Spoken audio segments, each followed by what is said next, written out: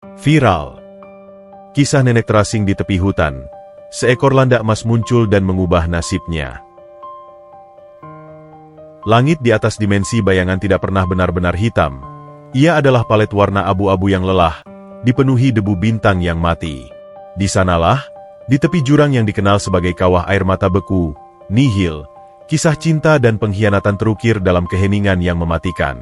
Tokoh utama kita, Astraya, dulunya adalah penjaga bunga hati, Aenid. Sebuah entitas yang begitu sakral hingga darahnya adalah embun pagi yang menghidupkan hutan. Kekuatannya, sinar vitalis, Aethel, adalah sumber kehidupan abadi dan kemampuan tak terbatas untuk menyembuhkan seluruh alam.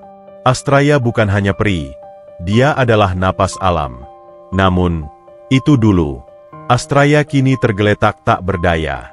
Ia baru saja menyelesaikan pengorbanan terbesarnya, menyalurkan seluruh sinar vitalisnya ke pohon kehidupan agung untuk menahan serangan kabut busuk yang mengancam seluruh dimensi peri. Pohon itu selamat, tetapi Astraya ambruk. Tubuhnya yang biasanya memancarkan cahaya perak kebiruan kini tampak kusam, rapuh, seolah-olah ia adalah ukiran kayu yang baru saja ditinggalkan waktu. Ia kini tidak lagi memiliki kehidupan abadi, hanya sisa-sisa rapuh dari eksistensi yang agung. Di sampingnya, berdiri sosok yang dulunya adalah sandaran jiwanya, Silas, seorang pangeran sinar bayangan, Lucian. Silas bukanlah peri biasa.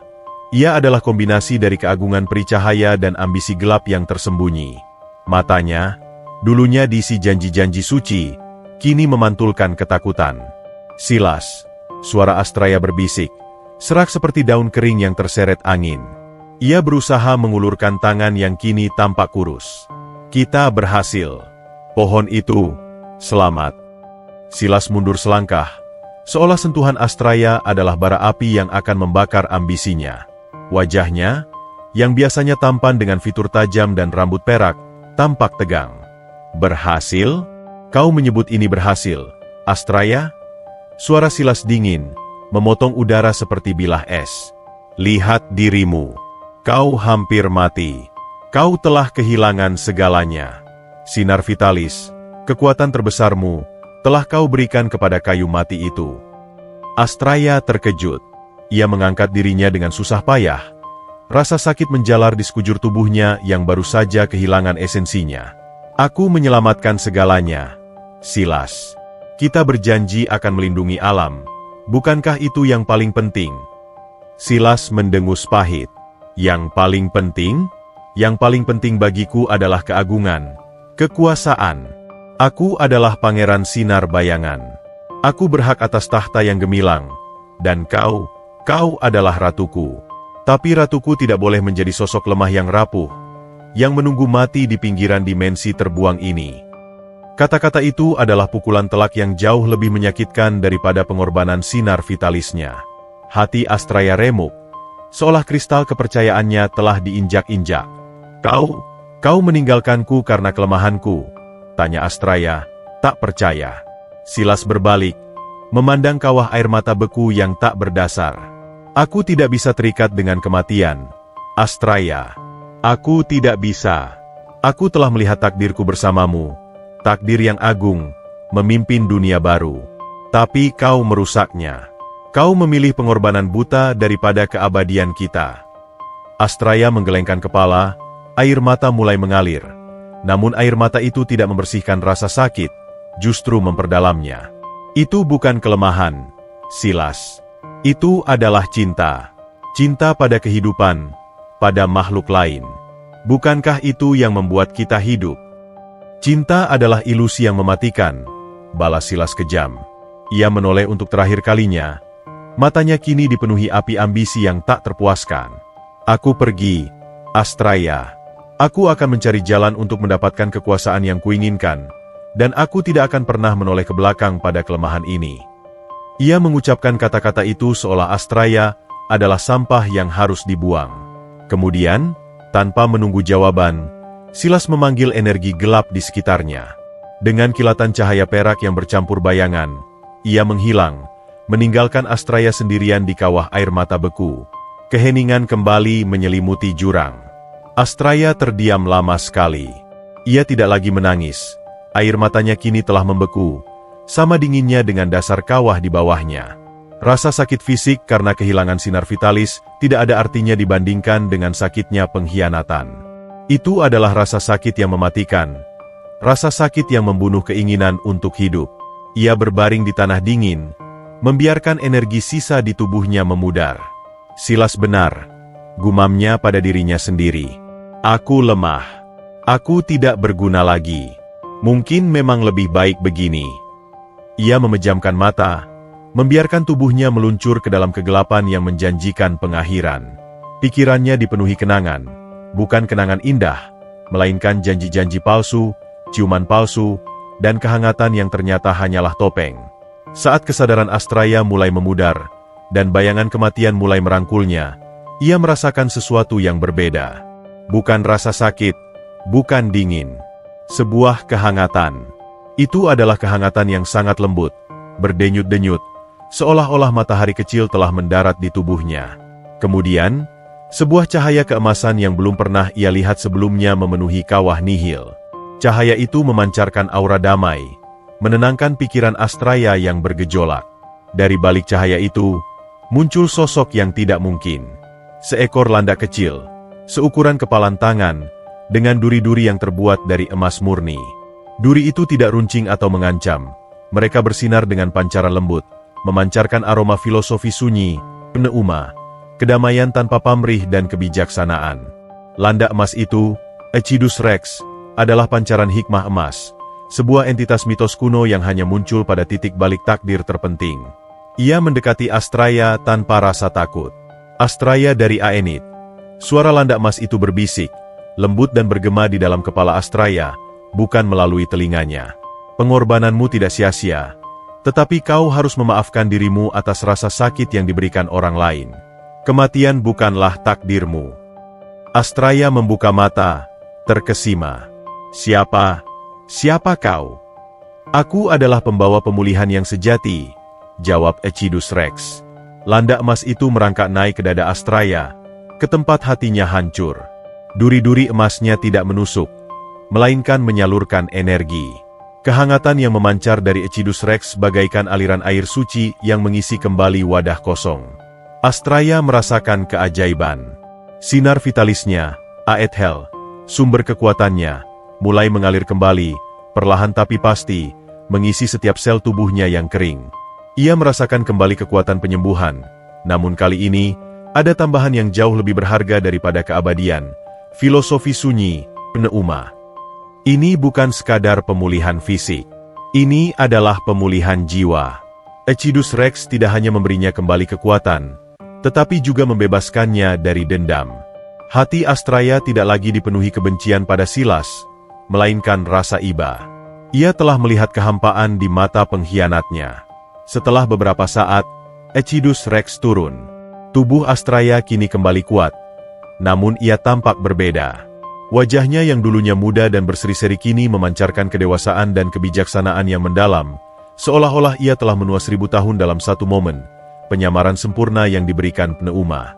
Ia telah menjadi sesosok nenek yang damai, Nenek Astri. Tugasmu belum selesai, Astraya, bisik Ecidus Rex. Dunia tidak membutuhkan ratu yang kuat, tetapi seorang pelayan yang bijaksana. Pergilah, mulai hidup barumu. Dengarkan hati, bukan ambisi.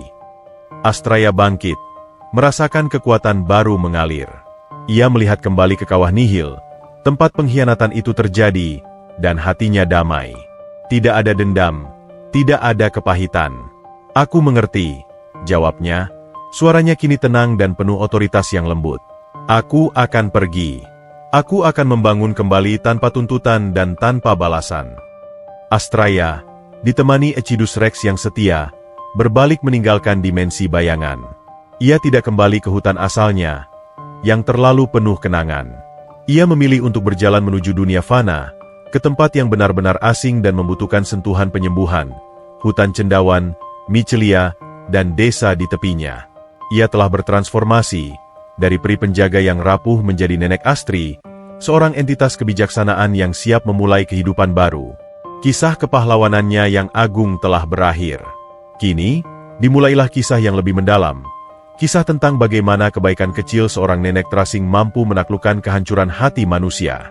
Perjalanan kembali dari kawah air mata beku, nihil, adalah perjalanan sunyi, perjalanan yang dihiasi oleh kepakan sayap waktu yang tak terdengar. Astraya, yang kini menyandang rupa nenek Astri, tidak lagi membawa beban dendam.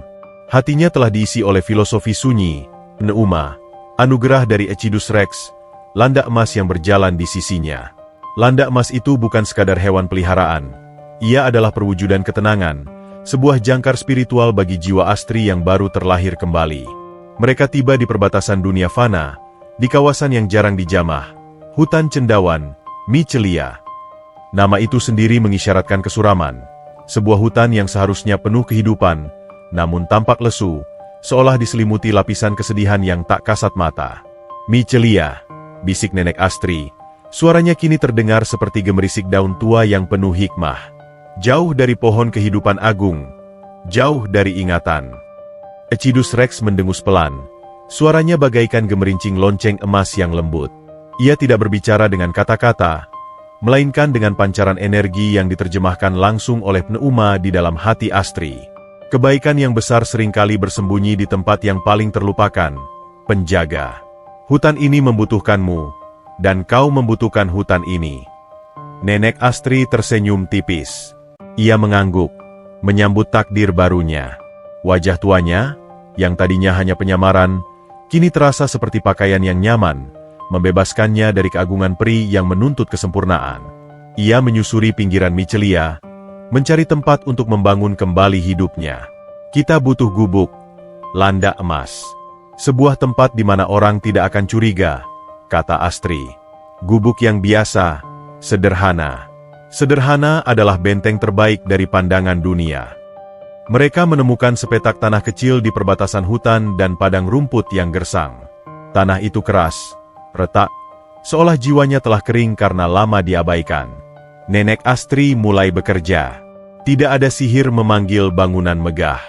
Ia menggunakan tangan tuanya, dibantu oleh sinar vitalis, Aethel, yang kini mengalir perlahan, menyembunyikan kekuatannya di balik kerja keras manusia biasa. Kayu-kayu tua dari pohon tumbang ia susun. Jerami dari padang kering ia gunakan untuk atap. Ecidus Rex sesekali menggulirkan duri emasnya, memberikan energi pendorong yang membuat pekerjaan yang berat menjadi ringan tanpa terlihat ajaib. Beberapa hari kemudian, gubuk kecil yang sederhana berdiri. Ini dia, Ecidus. Rumah baru kita, kata Astri, menyapu debu dari ambang pintu. Ia menoleh ke landak emas itu. Aku tidak bisa menyembunyikanmu selamanya.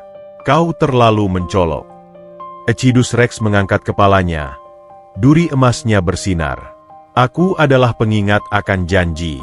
Biarkan mereka melihatku. Biarkan mereka bertanya.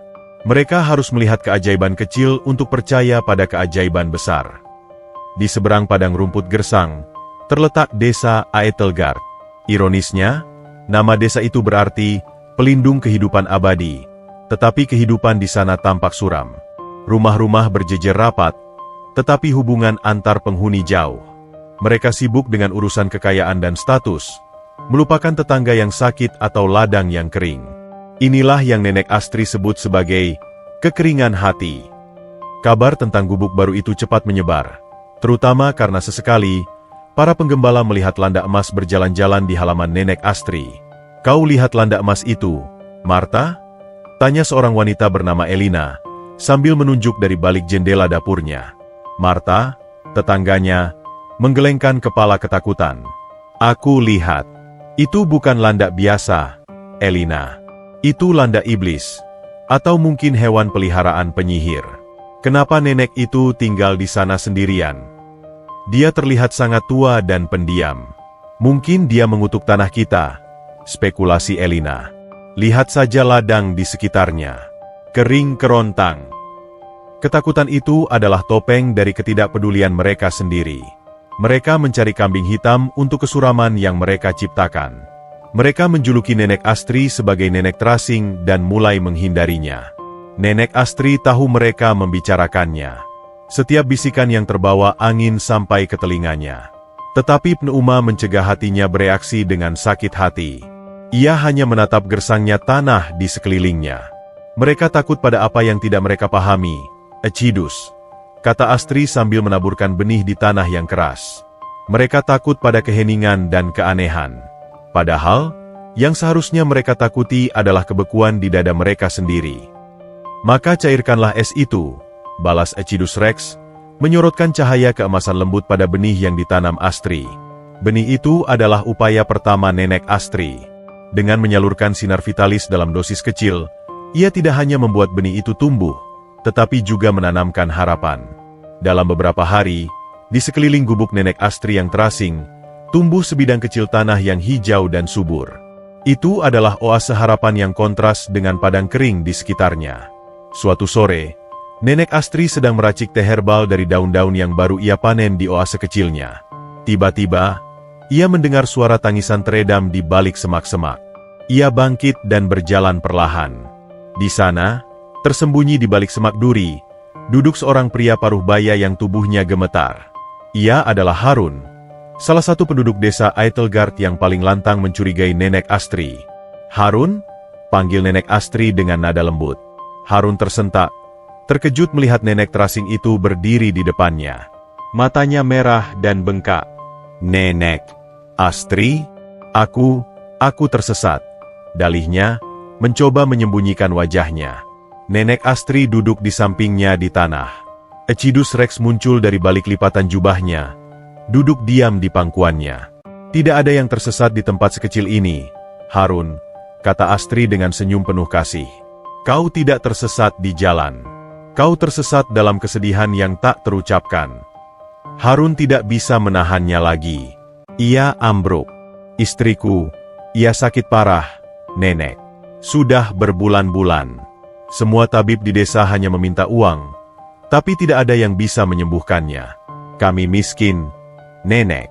Kami sudah menghabiskan semua yang kami miliki."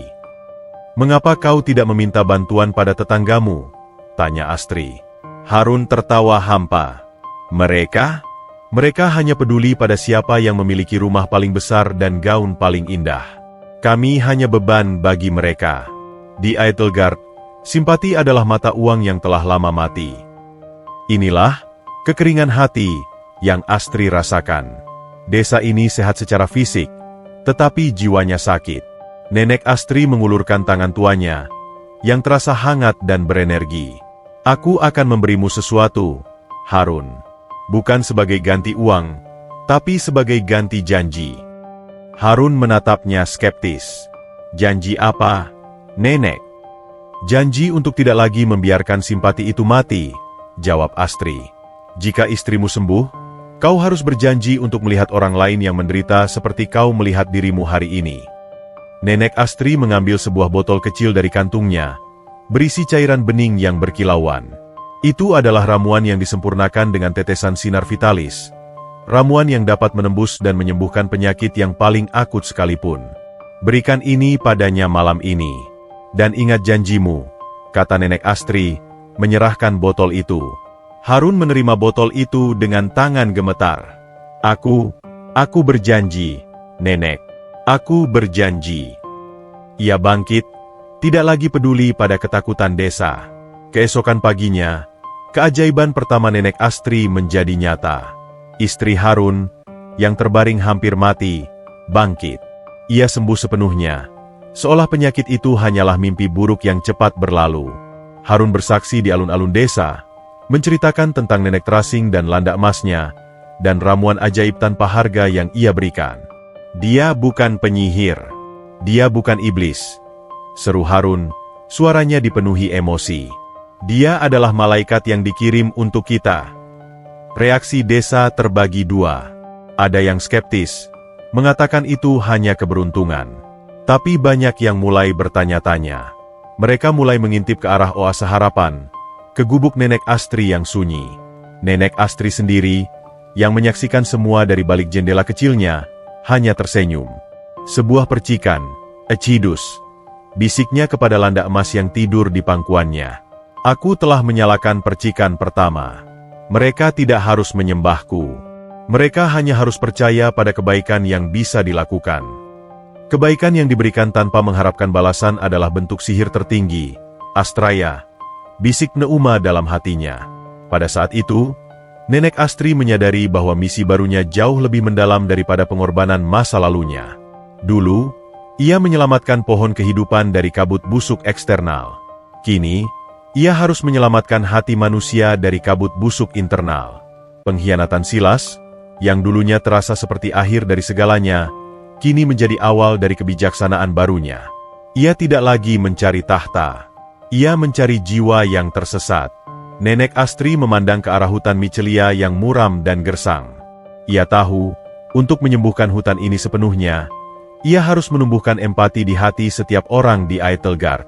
Karena hutan adalah cerminan dari hati mereka yang hidup di dekatnya. Dengan misi ini, Nenek Astri mengikat janji. Ia akan terus melakukan keajaiban kecil dan anonim, kebaikan yang tak terduga, sampai percikan harapan itu berubah menjadi api yang membakar kekeringan hati di desa Eitelgard. Kejadian sembuhnya istri Harun telah menyebarkan riak di permukaan air desa Eitelgard. Nenek Astri, sang nenek terasing, dan Ecidus Rex, landa emas yang bersinar, tidak lagi hanya menjadi subjek bisikan ketakutan, tetapi juga objek rasa ingin tahu yang berbau harapan. Namun, ria ini belum cukup untuk memecah bongkahan es di hati sebagian besar penduduk. Mereka masih menjaga jarak, terperangkap dalam sangkar kekeringan hati mereka sendiri. Nenek Astri melanjutkan hidupnya yang damai di gubuk kecilnya, di tengah oase harapan yang kini semakin subur.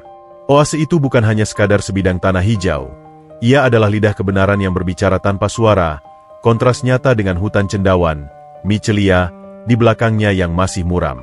Suatu pagi, saat Astri sedang memanen madu dari bunga-bunga barunya, ia merasakan panggilan yang lebih dalam dari hutan Michelia. Panggilan itu bukanlah suara kesedihan, melainkan bisikan kelelahan. "Kau merasakannya, Ecidus?" tanya Nenek Astri, mengusap duri emas Ecidus Rex dengan lembut. Hutan ini tidak sakit karena kutukan atau sihir. Ia sakit karena keputusasaan. Ecidus Rex mengeluarkan getaran lembut yang diterjemahkan pneuma sebagai konfirmasi. Hutan adalah cermin jiwa. Jika jiwanya kering, akarnya pun kering, penjaga bunga hati. Astri bangkit, menatap pepohonan Michelia yang batangnya berlumut dan daunnya jarang. Ia mendekati batas antara oase harapan miliknya dan kegersangan hutan. Dengan energi sinar vitalis, Aethel, yang ia salurkan perlahan melalui ujung jari, ia menyentuh kulit pohon tua yang kasar. Sebuah penglihatan mengalir. Bukan penglihatan masa depan, melainkan ingatan kolektif hutan itu sendiri. Kebahagiaan saat panen melimpah, tawa saat festival desa, hingga perlahan, ingatan itu digantikan oleh pertengkaran tentang pembagian warisan, iri hati karena rumah tetangga yang lebih besar, dan kesepian anak-anak yang ditinggalkan orang tua yang sibuk menghitung koin. Astri menarik tangannya. Mereka telah mengorbankan ikatan mereka demi kemakmuran yang fana, desahnya. Hati mereka telah menjadi gurun, dan gurun itu merangkak ke dalam hutan. Menyembuhkan Michelia berarti menyembuhkan hati Eitelgard. Keputusan Astri bulat. Ia harus menemukan cara untuk menanamkan empati, dan cara terbaik untuk melakukannya adalah melalui jiwa yang belum terkontaminasi, anak-anak. Namun, anak-anak desa, meski penasaran, diawasi ketat oleh orang tua mereka yang khawatir akan sihir Nenek Astri. Sore itu, saat Nenek Astri sedang menjahit jubah tuanya di beranda, ia mendengar suara gemerisik yang tidak disengaja. "Landa emas," bisik sebuah suara kecil dari balik semak raspberry. Nenek Astri tersenyum. Ia tidak perlu memanggil Ecidus Rex. Landa emas itu sudah berdiri tegak di tengah padang rumput. Duri emasnya berkilauan seperti mahkota kecil di bawah sinar matahari senja. Perlahan, seorang gadis kecil dengan rambut coklat kepang dua dan mata besar yang penuh rasa ingin tahu melangkah keluar. Dia adalah Lila. Tidak seperti anak-anak lain, mata Lila tidak dipenuhi ketakutan, melainkan kekaguman murni. "Halo, Landa emas," bisik Lila, suaranya dipenuhi ketulusan. Ecidus Rex tidak lari. Ia justru berguling pelan di atas rumput, seolah mengajak bermain. Nenek Astri berdeham lembut. "Halo, gadis kecil, mau teh herbal hangat?" Lila tersentak, lalu perlahan menoleh ke arah Nenek Astri. Dia mendekat, langkahnya ragu, tetapi dorongan rasa ingin tahu mengalahkan peringatan dari ibunya. Namaku Lila, katanya, memegang ujung gaunnya. Kenapa landakmu berwarna emas? Dan kenapa ia tidak takut padaku? Nama Nenek Astri, jawab Astri, menunjuk ke bangku kecil di sampingnya. Duduklah, Lila. Landak emas ini, Ecidus Rex, ia hanya tertarik pada hati yang tulus. Dan emas adalah warna harapan yang tidak pernah pudar. Lila duduk dengan hati-hati. Ia menatap Ecidus Rex dan kemudian ke oase harapan yang subur. Ibuku bilang landak emas ini membawa kesialan. Dan nenek penyihir. Astri tertawa pelan. Tawa yang seperti alunan musik kuno. Jika nenek penyihir, kenapa nenek tidak mengubah semua rumput di sana menjadi gula? Itu akan jauh lebih menyenangkan daripada menjahit jubah tua ini. Lila terkikik. Tawa itu adalah musik yang Astri rindukan dari dunia fana. Ibuku bilang desa kita sangat kaya, kata Lila. Suaranya tiba-tiba merendah. Tapi, kenapa semua orang selalu bertengkar? Paman Harun bahagia setelah istrinya sembuh. Tapi dia sering sendirian sekarang. Ibuku tidak mau berbicara dengan tetangga sebelahannya karena tetangga itu membeli sapi yang lebih besar. Astri mengangguk. Itu karena desa kalian menderita kelaparan yang berbeda. Lila, kalian punya makanan di meja, tapi hati kalian lapar akan kebaikan. Kalian punya koin perak di kantong, tapi jiwa kalian miskin kasih sayang. Lila menatap nenek Astri dengan mata lebar, mencoba memahami metafora yang mendalam itu. Kenapa mereka seperti itu, nenek? Tanya Lila, tulus. Karena mereka lupa, jawab Astri, meraih tangan Lila. Tangan kecil itu terasa hangat dan lugu. Mereka lupa bagaimana rasanya memberi tanpa menghitung, bagaimana rasanya menolong tanpa mengharapkan balasan. Astri mengambil sebuah benih kecil dari saku jubahnya. Benih itu bukan sembarang benih. Ia adalah perwujudan energi pneuma yang paling murni. Lihat benih ini, Lila, kata Astri. Ini adalah benih empati. Ia tidak akan tumbuh di tanah yang gersang, tetapi ia akan mekar di hati yang ingin memberi. Astri tidak menanamkan benih itu secara fisik. Ia menyentuh tangan Lila dan menyalurkan sedikit energi sinar vitalis yang dibungkus dengan filosofi sunyi. Energi itu menembus ke dalam jiwa Lila, menanamkan rasa ingin tahu yang mendalam tentang penderitaan orang lain dan dorongan tak tertahankan untuk membantu. Aku ingin menjadi seperti Paman Harun yang baik, bisik Lila, matanya berkaca-kaca. Maka mulailah, kata nenek Astri, tersenyum. Tugasmu bukan menyembuhkan penyakit fisik seperti yang nenek lakukan pada istri Harun. Tugasmu adalah menyembuhkan kebekuan hati di desa Aethelgard. Mulai dari hal kecil. Bantu ibumu, beri tetanggamu senyum, dengarkan cerita Paman Harun. Jangan mengharapkan apa-apa sebagai balasan. Lila bangkit, kepalanya mengangguk mantap. Energi pneuma yang mengalir dalam dirinya membuat hatinya terasa ringan dan penuh tujuan. Ia memeluk nenek Astri dengan erat. Sebuah sentuhan tanpa ketakutan. Sentuhan yang membuktikan nenek Astri bukanlah penyihir. Terima kasih, nenek Astri. Aku janji, aku akan mencoba. Saat Lila berlari kembali ke desa, hatinya dipenuhi misi baru. Ia tidak lagi melihat rumah-rumah besar sebagai tanda kekayaan yang diidamkan, melainkan sebagai tempat di mana mungkin ada orang yang kesepian. Hari berikutnya, Lila mulai menerapkan sihir nenek Astri. Ia melihat Nyonya Mira, tetangga yang sombong dengan sapi barunya, kesulitan membawa keranjang belanjaan yang berat. Anak-anak lain hanya tertawa. Namun, Lila, didorong oleh empati yang baru ditanamkan, berlari mendekat. Biar aku bantu, Nyonya Mira, seru Lila. Nyonya Mira terkejut. Menyingkir. Gadis kecil. Ini berat. Tidak apa-apa, balas Lila, meraih ujung keranjang tanpa meminta imbalan. Ia membawa keranjang itu sampai ke depan pintu Nyonya Mira.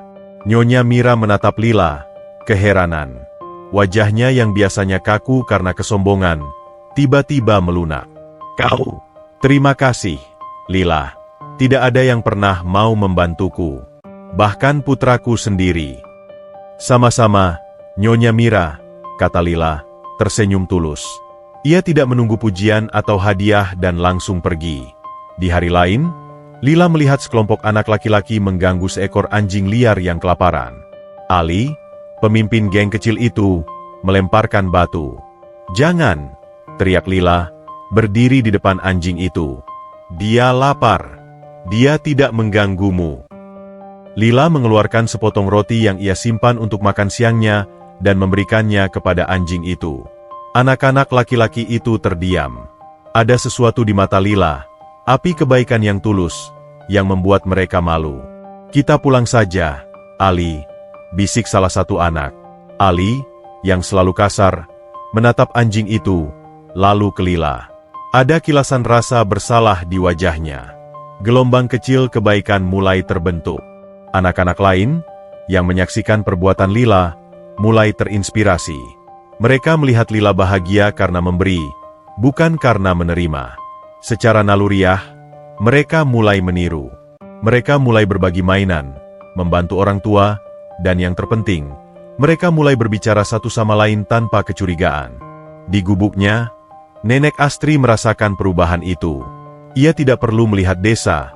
Ia bisa merasakannya melalui bisikan dari Michelia. Hutan Michelia merespons. Batang-batang pohon yang tadinya kusam, kini mulai memancarkan warna yang lebih hidup. Tumbuhan kecil yang sempat mati, kini berani tumbuh di antara celah bebatuan. "Mereka sembuh, Ecidus," bisik Astri dengan haru. "Mereka sembuh karena Lila." Satu hati kecil, ditanami empati, mampu menumbuhkan ribuan tunas harapan. Ecidus Rex berguling gembira di pangkuan Astri. "Tugasku kini adalah memelihara tunas ini, memastikan api kebaikan Lila tidak padam," kata Astri. Ia tahu, kebaikan Lila adalah senjata terkuat melawan kekeringan hati di Aethelgard. Nenek Astri memandang ke Cakrawala. Ia telah meninggalkan keagungan kerajaan peri. Ia telah dikhianati dan dibuang. Namun, di gubuk sederhana di tepi hutan yang sakit ini, ia menemukan keagungan sejati, keagungan untuk mencintai tanpa syarat dan membangun kembali dunia, satu hati pada satu waktu. Kebaikan memiliki resonansi yang unik. Di desa Aethelgard, resonansi itu dimulai dari Lila, gadis kecil dengan hati yang telah ditanami empati oleh Nenek Astri. Gelombang kecil kebaikan yang ia ciptakan telah meluas, seperti riak di air yang tenang, menyentuh tepi-tepi hati yang sebelumnya beku. Nenek Astri, dari gubuknya di Oase Harapan, menyaksikan keajaiban ini dengan ketenangan seorang pengamat kosmik. Ia tidak perlu turun ke desa.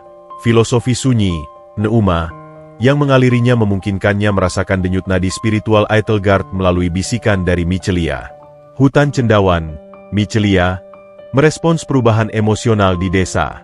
Lapisan kesuraman yang menaunginya mulai menipis. Cahaya matahari, yang tadinya terasa malas menembus kanopi, kini berani menyentuh tanah.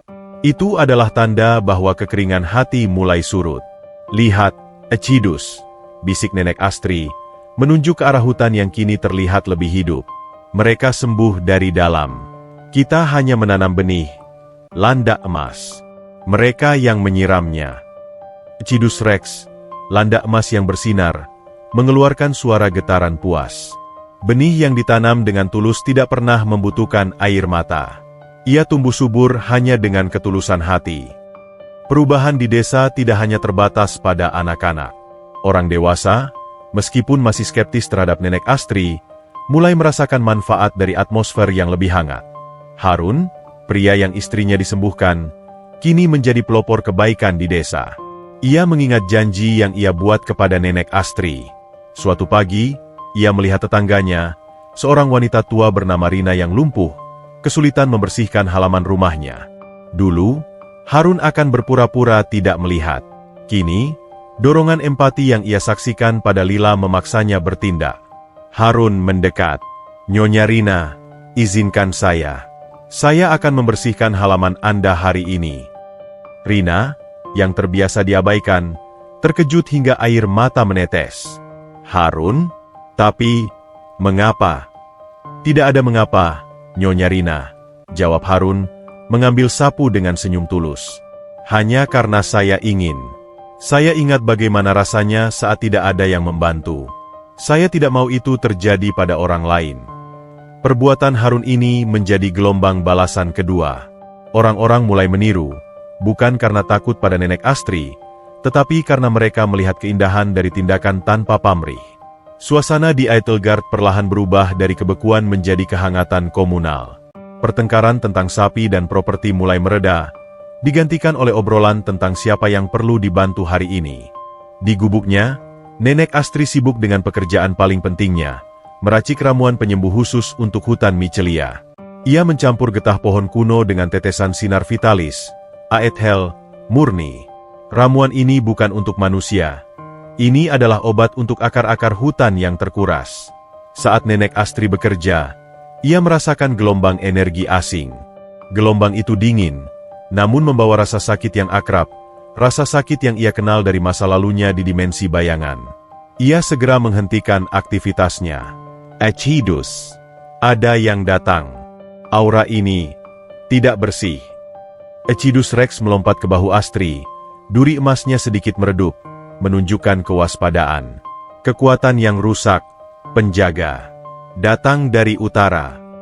Nenek Astri menutup mata, menggunakan pneuma untuk melacak sumber energi dingin itu. Jiwanya melayang menembus jarak, melewati desa Eitelgard yang kini mulai bersinar, menembus pegunungan, hingga ke wilayah bekas kerajaan peri yang ia tinggalkan. Dalam visi yang diberikan pneuma, ia melihat pohon kehidupan agung yang ia selamatkan. Pohon itu aman, namun di sekitarnya terdapat kehampaan yang mencekik. Di tengah kehampaan itu, Astraya melihat Silas, Lucian. Silas, sang pangeran sinar bayangan yang meninggalkannya di kawah air mata beku, kini hanyalah bayangan dari keagungannya dulu. Wajahnya kurus, matanya cekung, dipenuhi kegelisahan dan penyesalan. Ia mencoba membangun kerajaan baru tanpa Astraya, tetapi ambisinya hanya menghasilkan kekosongan. Dalam penglihatan itu, Silas bergumam, "Keagungan?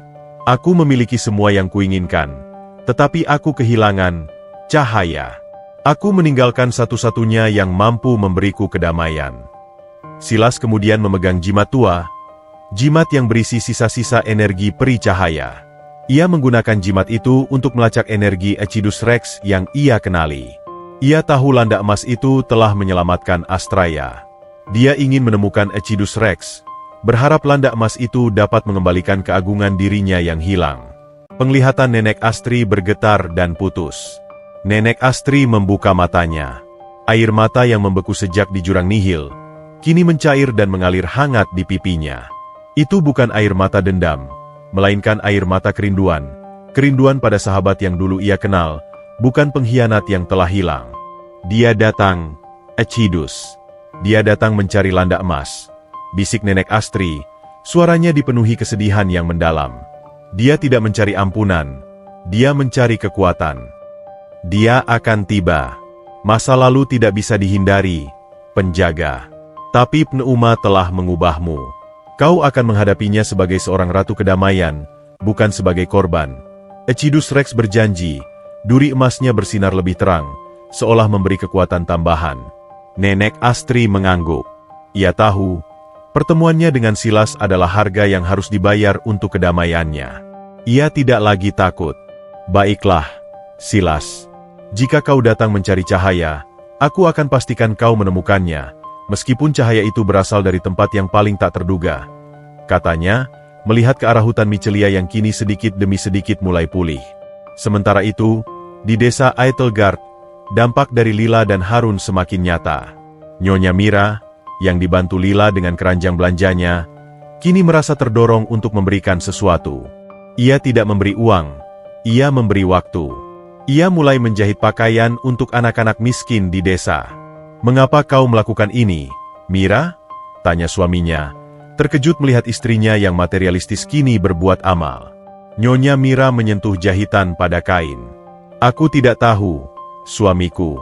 Tapi sejak Lila membantu keranjangku, aku merasa berat yang lain. Berat yang datang dari tidak melakukan apa-apa.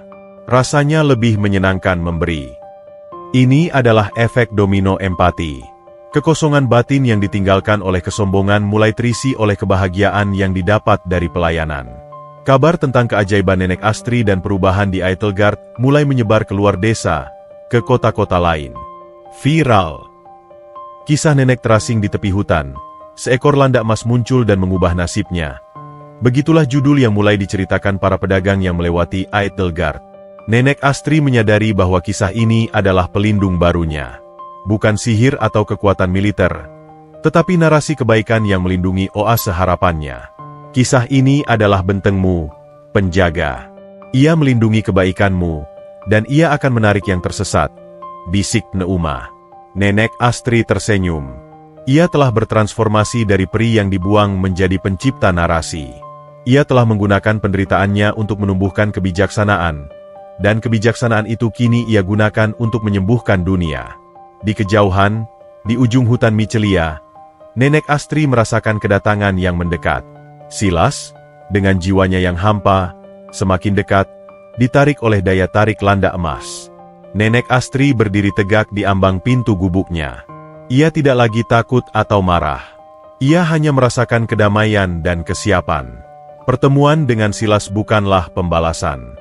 Itu adalah kesempatan untuk menawarkan penebusan, bukan sebagai ampunan, tetapi sebagai jalan keluar dari kehampaan yang telah diciptakan Silas sendiri.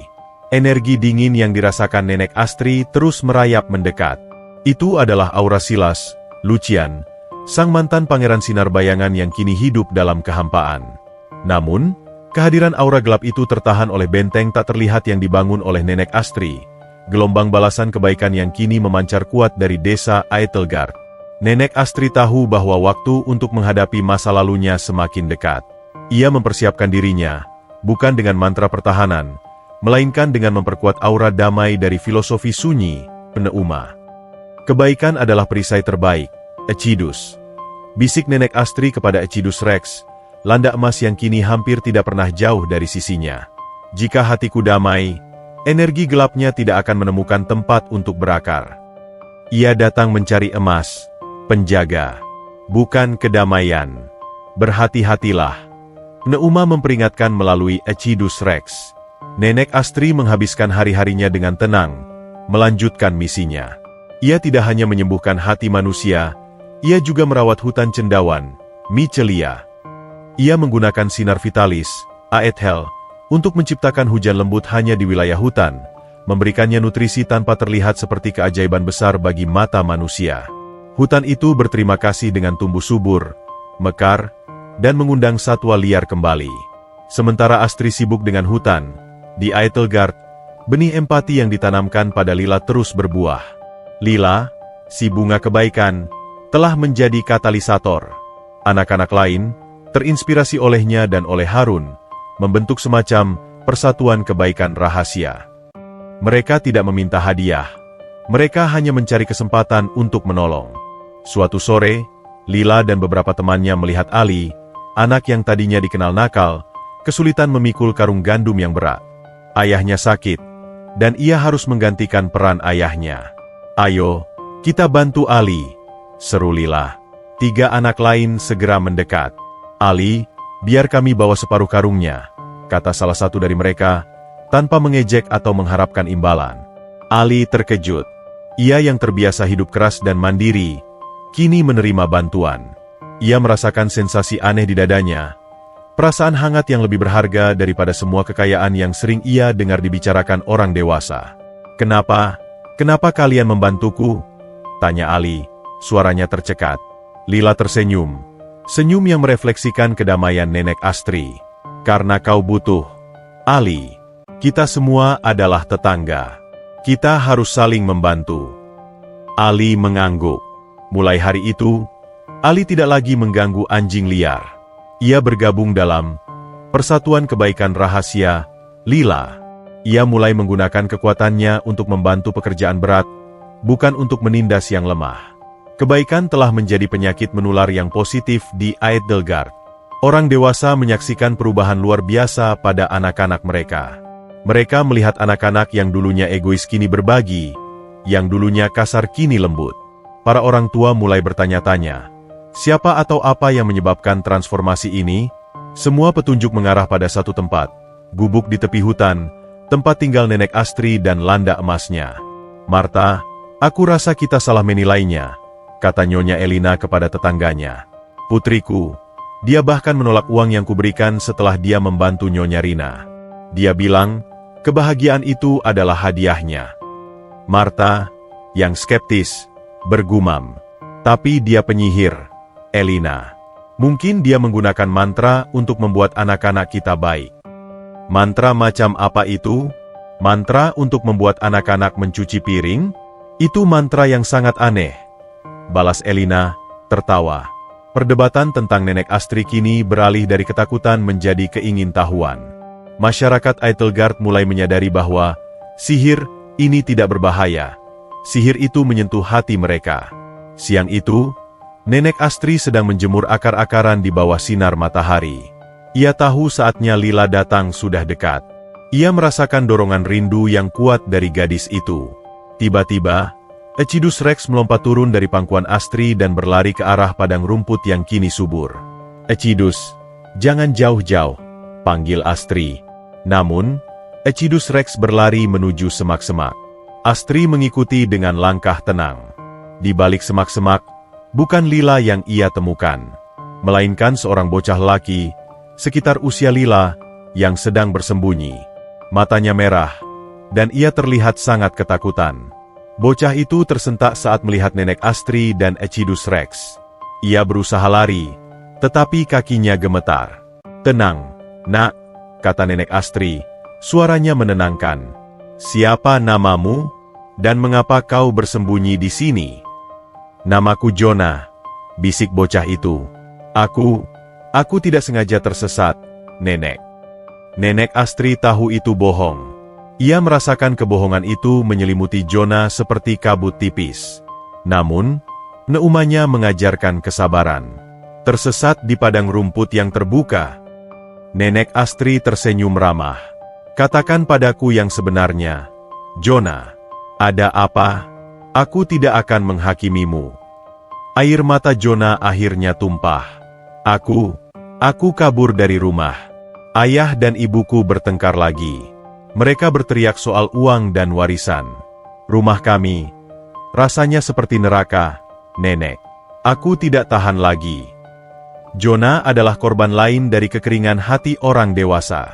"Oh, Jonah," bisik Nenek Astri, menarik bocah itu ke dalam pelukan yang hangat. "Bukan kau yang bermasalah. Masalahnya adalah cinta orang tuamu tersumbat oleh keserakahan."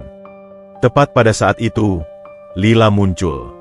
Ia melihat Nenek Astri sedang memeluk seorang anak yang ia kenal sebagai salah satu anak paling pendiam di desa. "Jonah, Nenek Astri," seru Lila, terkejut namun tidak takut. Lila segera berlari mendekat. "Jonah, kau dicari ayah dan ibumu. Mereka khawatir sekali." "Tidak," kata Jonah, menarik diri dari pelukan Astri. "Mereka hanya khawatir karena aku akan membuat mereka malu. Mereka lebih peduli pada harga diri daripada diriku." Lila menoleh ke Nenek Astri, meminta bantuan. Nenek Astri tahu ia tidak bisa menyembuhkan konflik orang tua Jonah dengan ramuan. "Lila," kata Astri, menatap mata Lila. "Nenek sudah menanam benih di hatimu. Sekarang, Nenek perlu kau gunakan benih itu. Bagaimana caramu membantu Jonah?" Lila menatap Jonah, yang air matanya masih mengalir. Lila ingat perasaan hangat dan dorongan untuk membantu yang ia rasakan ketika ia membantu Nyonya Mira. Ia tidak menawarkan hadiah. "Jonah," kata Lila lembut, "ayolah kita main ke sungai sebentar. Lupakan ayah dan ibumu sebentar saja. Aku akan ceritakan tentang landa emas yang bisa bicara. Kau mau?" Jonah ragu, tetapi tatapan tulus Lila meyakinkannya. "Kau tidak akan memberitahu mereka di mana aku. Aku hanya akan memberitahu mereka bahwa kau aman, Jonah. Dan bahwa kau butuh waktu sendiri," jawab Lila. Lila meraih tangan Jonah. Sinergi antara dua anak itu, keduanya telah disentuh oleh empati, mengirimkan gelombang kehangatan kepada Nenek Astri. "Pergilah, anak-anakku," kata Nenek Astri. "Mainlah dengan gembira. Kegembiraan adalah penawar terbaik untuk kesedihan." Saat kedua anak itu berjalan menjauh, Nenek Astri menatap Ecidus Rex. "Kau lihat, landa emas? Kekuatanku dulu menyelamatkan hutan. Kekuatanku sekarang menyelamatkan harapan anak-anak." Ecidus Rex bersinar. "Cahayamu kini lebih besar, Astraya. Karena cahaya itu tidak lagi egois. Ia dibagikan." Di tepi oase harapan, Nenek Astri sekali lagi merasakan aura dingin dan sakit dari utara. Kali ini, auranya lebih dekat, lebih pasti. Silas akan tiba besok pagi. Nenek Astri tidak takut. Tetapi ia merasa ada satu hal lagi yang harus ia lakukan untuk mempersiapkan desa. Ia berjalan ke tengah oase harapan, ke tempat di mana rumput tumbuh paling subur. Ia berlutut dan menyalurkan sejumlah besar sinar vitalis, Aethel, bukan hanya untuk menyembuhkan, tetapi untuk melindungi. Tumbuhan dan bunga-bunga di oase itu mulai bersinar dengan cahaya kebiruan lembut, menciptakan batas spiritual yang kuat. Ini adalah batas yang dapat meredam energi gelap Silas dan mencegahnya menyentuh ketenangan desa. Nenek Astri menutup matanya, merasakan kehadiran Silas yang semakin mendekat. Ia merasakan kehampaan yang besar dalam jiwa pria itu. Penebusan adalah jalan yang sulit, dan Silas tidak akan menerimanya dengan mudah. Silas, bisik Nenek Astri ke angin. Kau datang mencari emas dan kekuasaan. Aku akan memberimu cermin, sehingga kau melihat apa yang benar-benar hilang darimu. Ia kembali ke gubuknya, hatinya tenang dan penuh welas asih. Ia telah meninggalkan masa lalunya di dimensi bayangan. Ia kini siap untuk menghadapi perwujudan masa lalu itu, bukan sebagai korban yang lemah, tetapi sebagai Nenek Astri, seorang guru kebijaksanaan yang berbalut penyamaran. Udara di sekitar gubuk Nenek Astri terasa aneh, bercampur. Kehangatan lembut dari oase harapan, hasil dari empati yang mekar di desa Aethelgard, beradu dengan aura dingin yang menusuk dari utara. Nenek Astri tahu, hari ini adalah hari kedatangan Silas, Lucian. Nenek Astri duduk tenang di beranda gubuknya, menyeduh teh akar wangi yang baru ia panen dari hutan cendawan, Michelia, yang kini makin hidup. Ecidus Rex, landak emas yang bersinar, meringkuk di sampingnya. Duri emasnya memancarkan energi pneuma yang menenangkan. Dia datang dengan kelelahan yang besar. Ecidus, bisik Nenek Astri, matanya menatap jalur tanah kering di depan oase. Dia telah mencoba menambal kehampaan di jiwanya dengan kekuasaan, dan itu hanya meninggalkan lubang yang lebih besar. Kekuatan yang dicari tanpa cinta adalah kutukan. Astraya, biarkan dia melihat cerminnya sendiri, bisik pneuma melalui landak emas itu. Tepat saat matahari mulai meninggi, bayangan panjang muncul di batas padang rumput. Sosok itu berjalan gontai, seolah setiap langkahnya adalah beban yang tak tertahankan. Itu adalah Silas. Ia jauh berbeda dari Pangeran Sinar Bayangan yang dulu meninggalkan Astraya di kawah air mata beku. Keagungan peri cahayanya kini tertutup oleh debu perjalanan dan kesedihan yang mendalam. Jubahnya robek, rambut peraknya kusut, dan matanya, dulu tajam dan ambisius, kini tampak kosong, dihantui oleh penyesalan yang tak terucapkan. Silas berhenti di ambang batas oase harapan, terkesima. Ia mengharapkan gubuk reot di tengah kegersangan, tetapi yang ia lihat adalah taman subur yang memancarkan cahaya kebiruan lembut. Langkahnya melambat saat ia merasakan aura damai yang memancar dari rumput dan bunga. Aura itu terasa asing, namun sekaligus akrab, seperti lagu lama yang terlupakan. Pandangannya kemudian tertuju pada Nenek Astri yang duduk di beranda. Silas terpaku. Ia tidak mengenali Nenek Astri sebagai Astraya. Bagaimana mungkin ia? Peri yang ia tinggalkan adalah makhluk muda dan agung. Nenek di depannya adalah seorang tetua yang penuh kebijaksanaan, kulitnya keriput, tetapi matanya memancarkan kedamaian yang luar biasa. Yang ia kenali hanyalah Ecidus Rex, landak emas. Gumam Silas.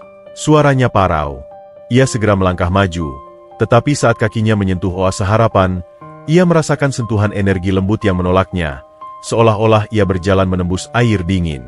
Nenek Astri mengangkat tangan, mengisyaratkan ia berhenti.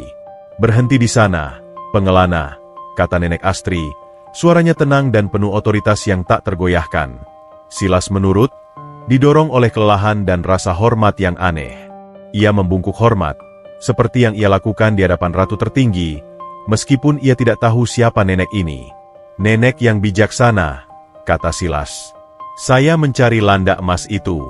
Bisakah saya memilikinya? Saya akan membayar harga berapapun. Nenek Astri meletakkan cangkir tehnya. Duduklah, pengelana. Kau terlihat lelah. Nama Nenek Astri. Sebelum kau meminta emas, ceritakan mengapa emas begitu penting bagimu. Silas ragu. Namun ada sesuatu dalam pandangan mata Nenek Astri yang memaksanya untuk jujur. Ia duduk di tanah kering di luar batas oase. Saya mencari Ecidus Rex karena ia memiliki kekuatan pemulihan yang ajaib. Silas memulai, menghindari pandangan Nenek Astri. Saya dulunya seorang pangeran yang kuat, dari ras yang agung. Saya memiliki segalanya, kecuali keabadian mutlak. Saya berambisi membangun kerajaan di mana saya bisa berkuasa tanpa akhir. Dan kau gagal? Tanya Nenek Astri lembut. Saya tidak gagal, bantah Silas cepat, tetapi suaranya pecah. Ia menarik napas dalam-dalam. Saya meninggalkan rekan terdekat saya, seseorang yang sangat berharga, karena saya takut kelemahan mereka akan merusak ambisi saya. Saya meninggalkan mereka di dimensi bayangan. Sejak saat itu, saya berkuasa. Saya memerintah. Tetapi Silas mengangkat tangannya. Wajahnya penuh keputusasaan. Semua yang saya dapatkan terasa hampa. Kekuasaan itu terasa seperti pasir di tangan. Saya tidak bisa tidur. Saya kehilangan cahaya di mata saya. Saya datang mencari landak emas ini karena saya percaya ia dapat mengembalikan kekuatan yang hilang itu. Saya ingin memperbaiki kesalahan dengan mengembalikan diri saya ke keadaan semula. Nenek Astri mendengarkan dengan sabar. Kata-kata Silas adalah cerminan dari penglihatan yang ia terima. Kau mencari Ecidus Rex untuk mendapatkan kembali kekuatan yang kau sia-siakan, bukan? Tanya Nenek Astri. Ya, dengan kekuatan itu, saya bisa kembali dan meminta maaf. Saya bisa menebusnya dengan menawarkan keagungan dan posisi yang lebih tinggi. Saya akan menunjukkan bahwa pengkhianatan saya adalah untuk kebaikan yang lebih besar. Seru Silas, berdiri dengan gelisah. Pengkhianatan yang dilakukan demi kebaikan yang lebih besar adalah racun yang dibalut madu, balas Nenek Astri tegas, matanya menusuk. Kau tidak membutuhkan Ecidus Rex untuk mengembalikan kekuatan, pengelana. Kau butuh Ecidus Rex untuk mengembalikan hati. Silas terdiam. Kawan yang kau tinggalkan itu, lanjut Nenek Astri, suaranya kini sedikit bergetar, tetapi ia mengendalikannya dengan pneuma. Dia tidak menderita karena kehilangannya, tetapi karena kehilangan kepercayaannya padamu. Dan kau tidak menderita karena kehilangan kekuatan, tetapi karena kehilangan kemampuan untuk mencintai tanpa syarat. Dari mana Nenek tahu semua ini? Tanya Silas, matanya membesar, mulai merasakan bayangan masa lalu yang muncul. Nenek Astri berdiri. Wajahnya yang keriput kini memancarkan aura peri yang lembut namun kuat. Ia melangkah maju, melewati batas oase harapan, dan berdiri di depan Silas. Nenek tahu, kata Astri, karena neneklah yang menerima kesedihan yang kau tinggalkan di kawah air mata beku. Nenek tahu karena nenek adalah Astraya. Keheningan yang menyelimuti tempat itu begitu tebal hingga bisa dipotong. Silas membeku. Matanya menatap wajah Nenek Astri, mencari jejak penjaga bunga hati yang agung yang ia hianati. Ia melihatnya dalam bentuk mata yang begitu familiar, dan dalam kedamaian yang sama sekali tidak ia harapkan. Astraya, tidak mungkin, bisik Silas, mundur selangkah, seolah Nenek Astri adalah hantu. Kau sudah mati, dan bahkan jika kau hidup, kau tidak setua ini. Kau lemah. Kelemahan adalah pelajaran, Silas, kata Astraya, tersenyum pahit. Setelah kau pergi, Ecidus Rex tidak hanya memulihkan sinar vitalisku. Ia memberiku filosofi sunyi. Ia memberiku kebijaksanaan untuk memahami bahwa keagungan sejati terletak pada kemampuan untuk melepaskan, bukan memiliki. Penyamaran tua ini adalah hadiah. Ia membebaskanku dari ikatan dunia lamaku. Silas runtuh ke tanah. Wajahnya yang pucat kini dipenuhi rasa sakit yang luar biasa. Ia tidak bisa menerima kenyataan ini. Bahwa Astraya tidak hanya hidup, tetapi jauh lebih kuat dan damai daripada dirinya. Aku tidak layak, gumam Silas, membenamkan wajahnya di telapak tangan.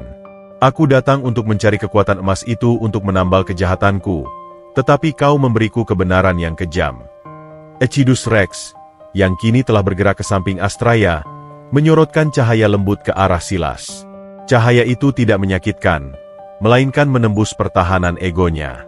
Aku mengkhianatimu, Astraya, teriak Silas, mengangkat kepalanya, Air mata yang selama ini ia tahan tumpah deras. Aku meninggalkanmu saat kau paling membutuhkanku. Aku memilih ambisi. Aku memilih kekuasaan. Dan lihat aku sekarang. Aku hanyalah pengemis yang mencari landa emas untuk menyelamatkan martabatku yang runtuh. Astraya berlutut di depan Silas. Ia tidak menyentuhnya, tetapi membiarkan aura pneumanya menyelimuti pria itu. Kau benar, Silas. Kau melakukan pengkhianatan yang menyakitkan, kata Astraya, matanya penuh kasih sayang, bukan kebencian. Tapi tahukah kau, pengkhianatan itu adalah luka yang jauh lebih dalam untuk jiwa yang melakukannya. Kau menderita bukan karena kau meninggalkanku, tetapi karena kau meninggalkan dirimu yang baik. Silas menangis terseduh-seduh, membiarkan bertahun-tahun penyesalan membebani dirinya. Astraya membiarkannya. Air mata itu adalah pembersihan yang ia butuhkan. Aku tidak datang untuk menuntut balas, Silas. Aku datang untuk menawarkan jalan keluar dari neraka yang kau ciptakan sendiri, kata Astraya, suaranya meyakinkan. Aku tidak akan memberimu landa emas, karena ia bukan untuk dijual. Tetapi aku akan memberimu ampunan, meskipun ampunan itu harus kau berikan pada dirimu sendiri. Tangisan Silas di ambang oase harapan adalah pemandangan yang memilukan. Pangeran sinar bayangan yang angkuh itu kini hanyalah pecahan penyesalan.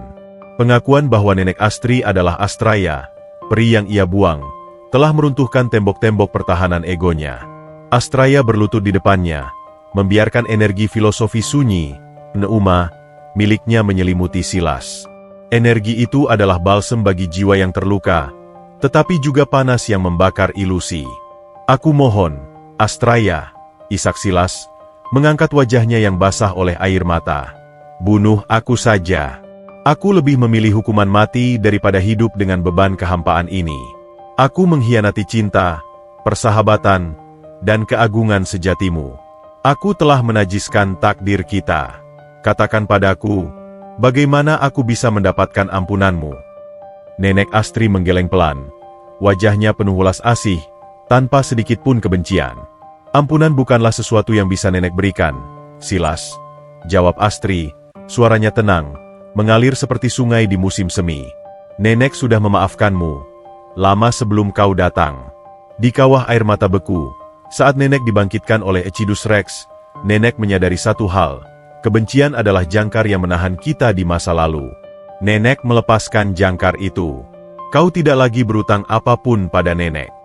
Silas menatapnya, bingung. Lalu, jika kau sudah memaafkanku, mengapa aku masih merasa sakit ini?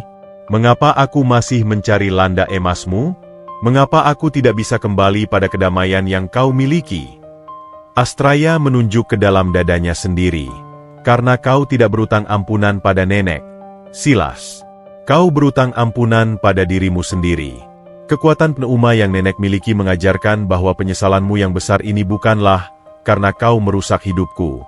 Ini karena kau merusak dirimu sendiri dengan pengkhianatan itu. Ia berdiri dan mengisyaratkan Silas untuk bangkit. Kau melihat landa emas sebagai sumber kekuatan ajaib, alat untuk mengembalikan status quo, lanjut Astri. Padahal, landa emas ini adalah perwujudan dari penebusan sejati, dan penebusan tidak bisa dibeli dengan koin emas atau sihir. Ia hanya bisa dicapai melalui pelayanan tanpa pamrih. Silas berdiri di hadapan Astraya. Wajah tua nenek Astri itu kini memancarkan kebijaksanaan yang lebih agung daripada semua mahkota yang pernah ia idamkan. Bagaimana aku bisa memulainya? Tanya Silas, suaranya kini lebih tenang, tetapi penuh keraguan diri. Aku hanya tahu cara memerintah, cara mengambil. Aku tidak tahu cara memberi tanpa mengharapkan keuntungan. Astraya tersenyum. Tepat disitulah letak pelajaranmu. Lihatlah sekelilingmu, Silas. Tempat ini dulunya adalah gurun. Desa Edelgard dulunya adalah kuburan hati. Nenek hanya menanam benih. Benih itu disiram oleh Lila, oleh Harun, dan oleh banyak anak yang memilih kebaikan daripada keangkuhan. Mereka telah menemukan kebahagiaan sejati. Kau harus menjadi seperti mereka. Astraya berjalan ke gubuk, mengambil sebuah cangkir teh lagi, dan memberikannya kepada Silas. Kau telah melakukan perjalanan jauh. Minumlah ini. Ini teh kejujuran, kata Astri. Mulai sekarang, nenek tidak ingin kau melihat nenek sebagai Astraya, peri yang kau hianati. Lihatlah nenek sebagai nenek Astri, seorang guru yang membutuhkan bantuan di kebunnya. Silas menerima cangkir itu, tangannya gemetar. Kehangatan teh itu meredakan dinginnya perjalanan dan dinginnya jiwa. Kau mau aku menjadi pelayan kebunmu? Tanya Silas, tidak percaya. Nenek ingin kau menjadi pelayan kebaikan. Tunjukkan pada dirimu bahwa kau masih mampu berbuat baik, bahkan ketika tidak ada yang melihat, bahkan ketika tidak ada tahta yang menanti, jawab Astraya. Ecidus Rex tidak akan memberimu kekuatan yang kau cari. Tetapi, Neuma akan memberimu kedamaian yang kau rindukan, asalkan kau bersedia menanam benihnya. Silas menatap landak emas yang duduk tenang di pangkuan Astraya. Ia akhirnya mengerti. Landak emas itu bukanlah objek sihir, melainkan simbol filosofi. Aku akan melakukannya, Nenek Astri, kata Silas, suaranya kini terdengar tulus. Aku akan menjadi pelayanmu, pelayan kebaikan. Aku akan membuktikan, bukan padamu, tapi pada diriku, bahwa aku tidak sepenuhnya hilang. Astraya mengangguk. Ini adalah awal dari penebusan, bukan akhir dari penyesalan. Baiklah, Silas. Tugas pertamamu, kata Astri, menunjuk ke arah hutan cendawan, Michelia, yang kini bersemi. Hutan ini masih membutuhkan banyak penyembuhan. Pohon-pohonnya sakit. Nenek ingin kau pergi ke sana, sendirian. Kau harus berdialog dengan hutan itu, mendengarkan kesedihannya, dan memohon agar ia menerima bantuanmu. Kau harus membersihkan sampah yang ditinggalkan manusia. Silas terkejut. Sebagai pangeran sinar bayangan, ia terbiasa memberikan perintah, bukan memohon. Berbicara dengan pohon. Ya, pohon memiliki jiwa, Silas, jawab Astri lembut. Dan jika kau ingin mendapatkan kedamaian, kau harus menghormati setiap jiwa, sekecil apapun itu. Pergilah, mulai tebusanmu. Jangan kembali sampai kau merasa telah melakukan sesuatu yang murni tanpa pamrih. Silas bangkit. Ia meninggalkan jubah pangerannya yang robek di gubuk, hanya menyisakan pakaian sederhana. Ia berjalan menuju hutan Michelia, membawa alat berkebun tua yang diberikan Nenek Astri, dan meninggalkan ambisinya di belakang. Saat ia berjalan, ia melewati batas oase harapan. Ia merasakan energi pneuma yang kuat. Energi itu membersihkan sisa-sisa kegelapan dari jiwanya. Untuk pertama kalinya dalam waktu yang lama, Silas merasakan kedamaian, meskipun kedamaian itu tercampur dengan rasa malu. Ia memasuki hutan Michelia. Di sana, ia berlutut di depan pohon yang sakit. Aku adalah Silas, bisiknya, canggung. Aku adalah orang yang jahat. Aku ingin kau mengizinkanku untuk menolongmu. Aku ingin membersihkan luka yang ditinggalkan manusia. Aku mohon. Ia mulai bekerja. Ia membersihkan sampah, memotong ranting-ranting mati, dan menyalurkan sedikit sisa energinya, bukan untuk kekuasaan, melainkan untuk menyembuhkan. Sementara itu, di gubuk, Nenek Astri menyaksikan kepergian Silas dengan tatapan yang jauh. Dia akan baik-baik saja, penjaga, kata Ecidus Rex, merasakan keraguan di hati Astri. Aku tahu, landak emas, balas Astri. Tapi penebusan tidak mudah. Dan meskipun aku telah memaafkannya, masyarakat peri mungkin tidak. Keberadaannya di sini bisa menjadi masalah. Tiba-tiba, Lila muncul di ambang batas oase harapan, ditemani oleh Jonah. Nenek Astri, kami datang untuk membantumu menyiram tanaman, seru Lila, wajahnya berseri-seri. Benar, Nenek. Kami ingin mencoba, tambah Jonah, yang kini sudah tersenyum. Astraya melihat anak-anak itu, perwujudan dari kehidupan baru dan harapan yang ia ciptakan di Aethelgard. Anak-anak ini adalah alasan mengapa ia harus melindungi tempat ini. Kehadiran Silas, yang mencari penebusan, harus dijaga kerahasiaannya agar tidak merusak pondasi kebaikan yang baru dibangun.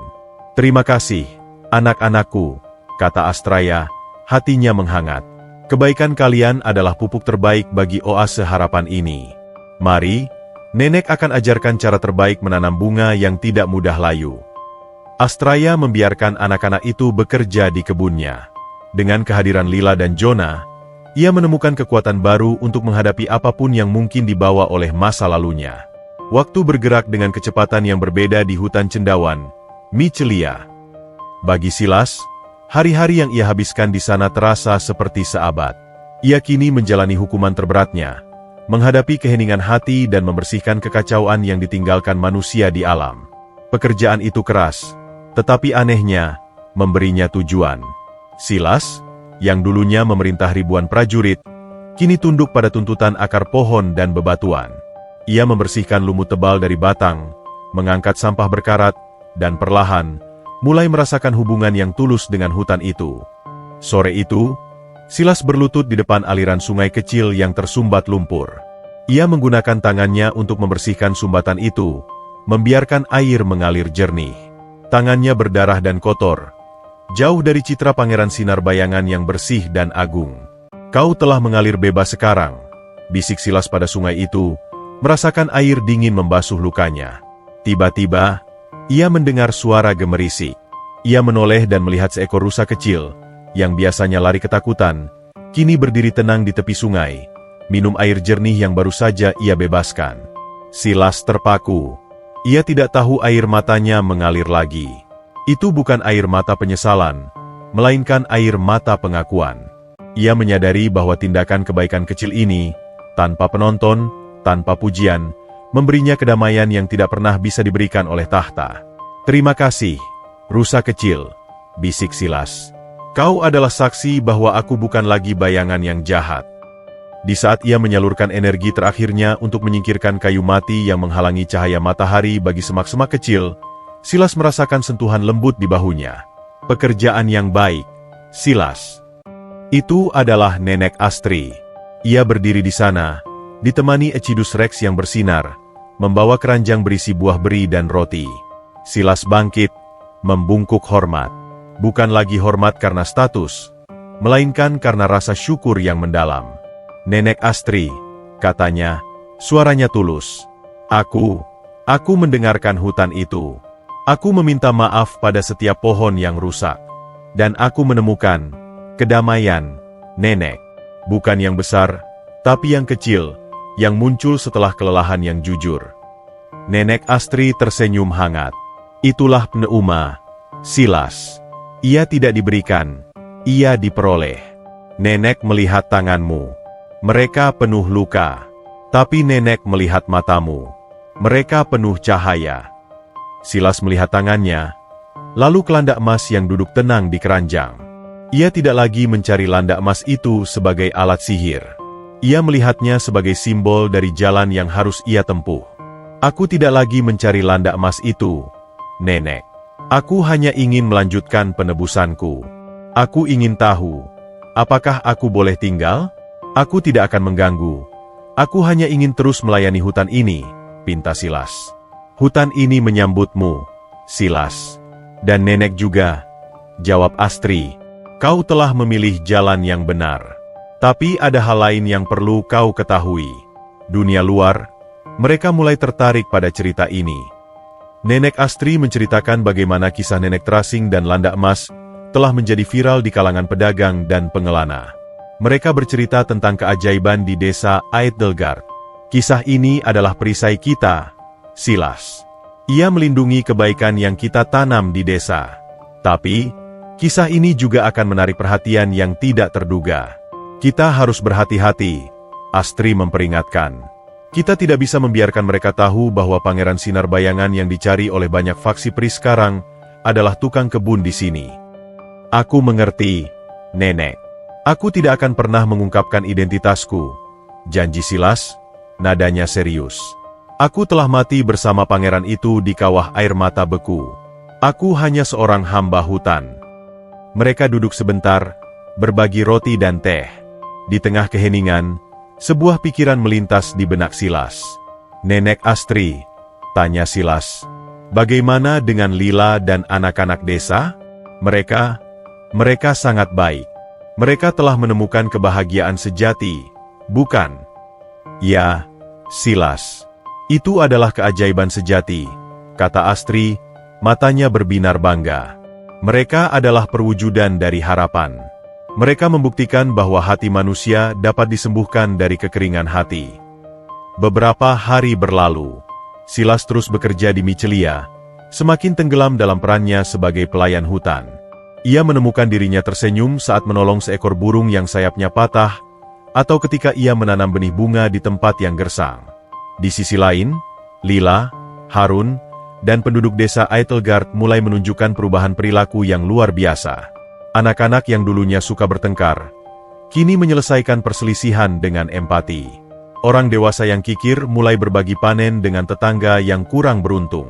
Suatu malam, seluruh desa mengadakan pertemuan komunal, sesuatu yang sudah bertahun-tahun tidak mereka lakukan karena pertengkaran. Mereka berkumpul bukan untuk berdebat tentang uang, tetapi untuk membahas bagaimana mereka dapat membantu desa lain yang sedang dilanda kekeringan. Kita harus berbagi air dari sumur kita. Nenek Astri telah membuat tanah kita subur. Kita tidak boleh menjadi egois, seru Harun. Aku setuju, kata Nyonya Mira, yang dulunya paling sombong. Aku akan memberikan kain terbaikku untuk membuatkan pakaian bagi anak-anak di sana. Gelombang kebaikan ini mencapai puncaknya. Nenek Astri, yang menyaksikan perubahan ini melalui bisikan angin, tahu bahwa misinya di Eitelgard hampir selesai. Hutan Michelia kini mekar, merespons kehangatan hati manusia di sekitarnya. Hati mereka telah sembuh. Echidus, bisik Nenek Astri. Kekeringan hati telah digantikan oleh kehangatan komunal. Namun, kedamaian itu tidak berlangsung lama. Suatu malam, saat Nenek Astri sedang duduk di beranda, Echidus Rex tiba-tiba gelisah. Duri emasnya bergetar dan memancarkan cahaya yang tidak biasa, penuh peringatan.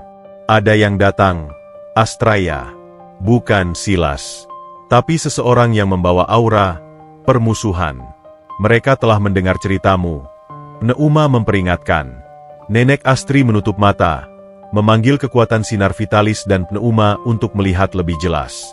Di ambang batas hutan Michelia, ia melihat sekelompok pria bersenjata yang menakutkan, mengenakan lambang klan yang ia kenal dari masa lalunya, ksatria gelap dari klan Umbra. Mereka adalah pemburu bayaran yang terkenal kejam, yang sering digunakan oleh faksi-faksi yang iri terhadap kekuasaan Peri Agung. Para ksatria itu tidak datang untuk Silas. Mereka datang untuk Nenek Astri dan landa emasnya. Mereka percaya landa emas itu adalah kunci untuk menguasai penyembuhan dan kehidupan abadi, bisik Nenek Astri, wajahnya menjadi serius. Kisah Landa Emas Mengubah Nasib telah menarik perhatian yang salah. Nenek Astri bangkit. Ia segera pergi ke hutan Michelia, ke tempat Silas bekerja. Silas, kita dalam bahaya. Silas, yang sedang tertidur lelap karena kelelahan, segera terbangun. Ia melihat wajah serius Nenek Astri dan Landa Emas yang gelisah. Ada apa, Nenek Astri? Klan Umbra datang. Mereka datang untuk landa emas. Mereka pikir landa emas adalah alat untuk mendapatkan kekuasaan. Wajah Silas berubah pucat. Ia tahu ksatria Umbra. Mereka kejam, dan mereka tidak akan segan-segan menghancurkan desa Eitelgard untuk mendapatkan apa yang mereka inginkan. Insting Pangeran Sinar Bayangan lamanya muncul. Aku akan menghadapi mereka, Nenek. Aku akan menggunakan sisa kekuatanku untuk mengalihkan perhatian mereka. Mereka tidak boleh menyakiti desa ini. Nenek Astri meraih tangan Silas. Matanya memancarkan ketegasan yang tak terbantahkan. Tidak, Silas. Penebusanmu tidak akan berakhir dengan pengorbanan heroik yang bodoh.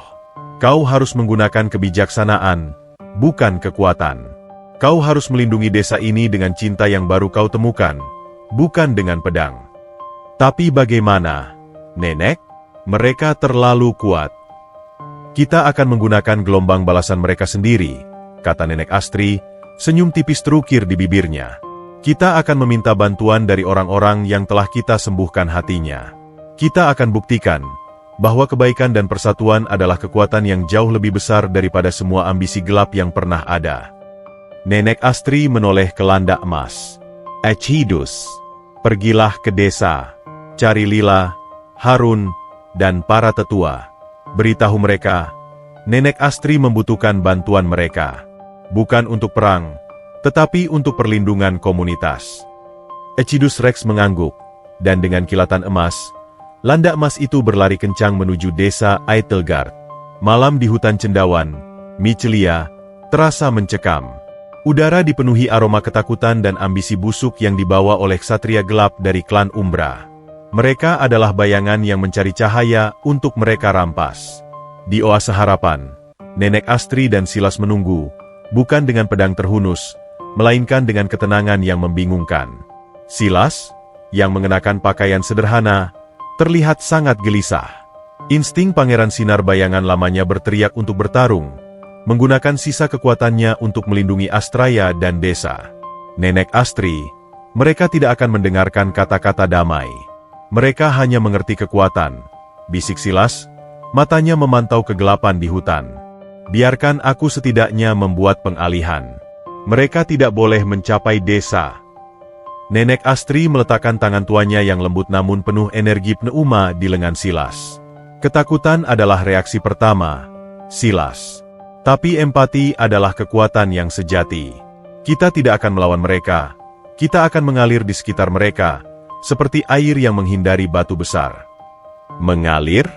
Mereka akan menghancurkan kita. Desis Silas, frustrasi.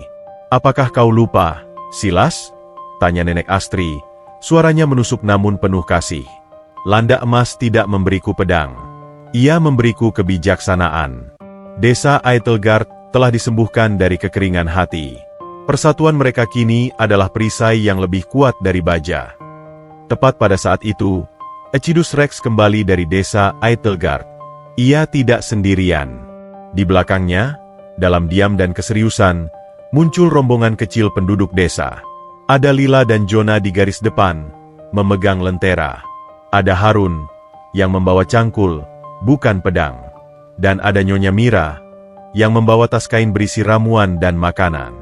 Mereka semua berdiri di oase harapan, di mana cahaya kebiruan lembut dari sinar vitalis Astri berfungsi sebagai perbatasan. Nenek Astri, kata Lila, suaranya tenang meskipun wajahnya tegang. Echidus Rex bilang kau butuh bantuan. Kami datang. Harun melangkah maju. Kami tidak akan lari, Nenek. Kami berutang padamu dan landa emasmu. Jika ada yang ingin menyakiti Nenek, mereka harus melewati kami. Nyonya Mira mengangguk tegas. Kami tahu desa kami sudah berubah. Kami tidak akan membiarkan kegelapan merusak kebahagiaan yang baru kami temukan. Silas terkesima. Ia melihat persatuan yang tulus ini, sesuatu yang tidak pernah ia lihat seumur hidupnya di dunia peri yang angkuh. Ia melihat orang-orang biasa, yang hanya bersenjatakan alat berkebun, tetapi memiliki keberanian yang luar biasa. Nenek Astri tersenyum bangga. Inilah, Silas, gelombang balasan yang sebenarnya. Mereka melawan dengan hati, bukan dengan kekuatan. Tepat saat ksatria gelap memasuki pinggiran oase harapan, Nenek Astri memberi perintah. Pergi ke batas depan hutan, anak-anakku, kata Nenek Astri kepada Lila dan kelompoknya. Jangan melawan. Tunjukkan pada mereka bahwa kebaikanlah yang berkuasa di sini. Lila, Harun, dan penduduk desa menyebar di batas oase harapan, membentuk barisan manusia. Mereka tidak bersembunyi. Mereka berdiri tegak, membawa lentera yang cahayanya sederhana namun tulus.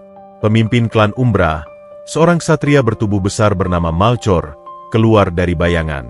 Matanya yang dingin tertuju pada landa emas yang bersinar di samping Nenek Astri. Nenek tua, suara Malchor kasar, bergema di keheningan. Kami datang untuk landa emas itu. Kami tahu kekuatannya. Berikan kepada kami, dan desa kalian akan kami biarkan hidup. Landa emas ini adalah lambang filosofi, bukan barang dagangan, ksatria, jawab Nenek Astri, melangkah maju. Ia tidak akan memberimu kekuatan, ia hanya akan memberimu cermin atas keserakahanmu.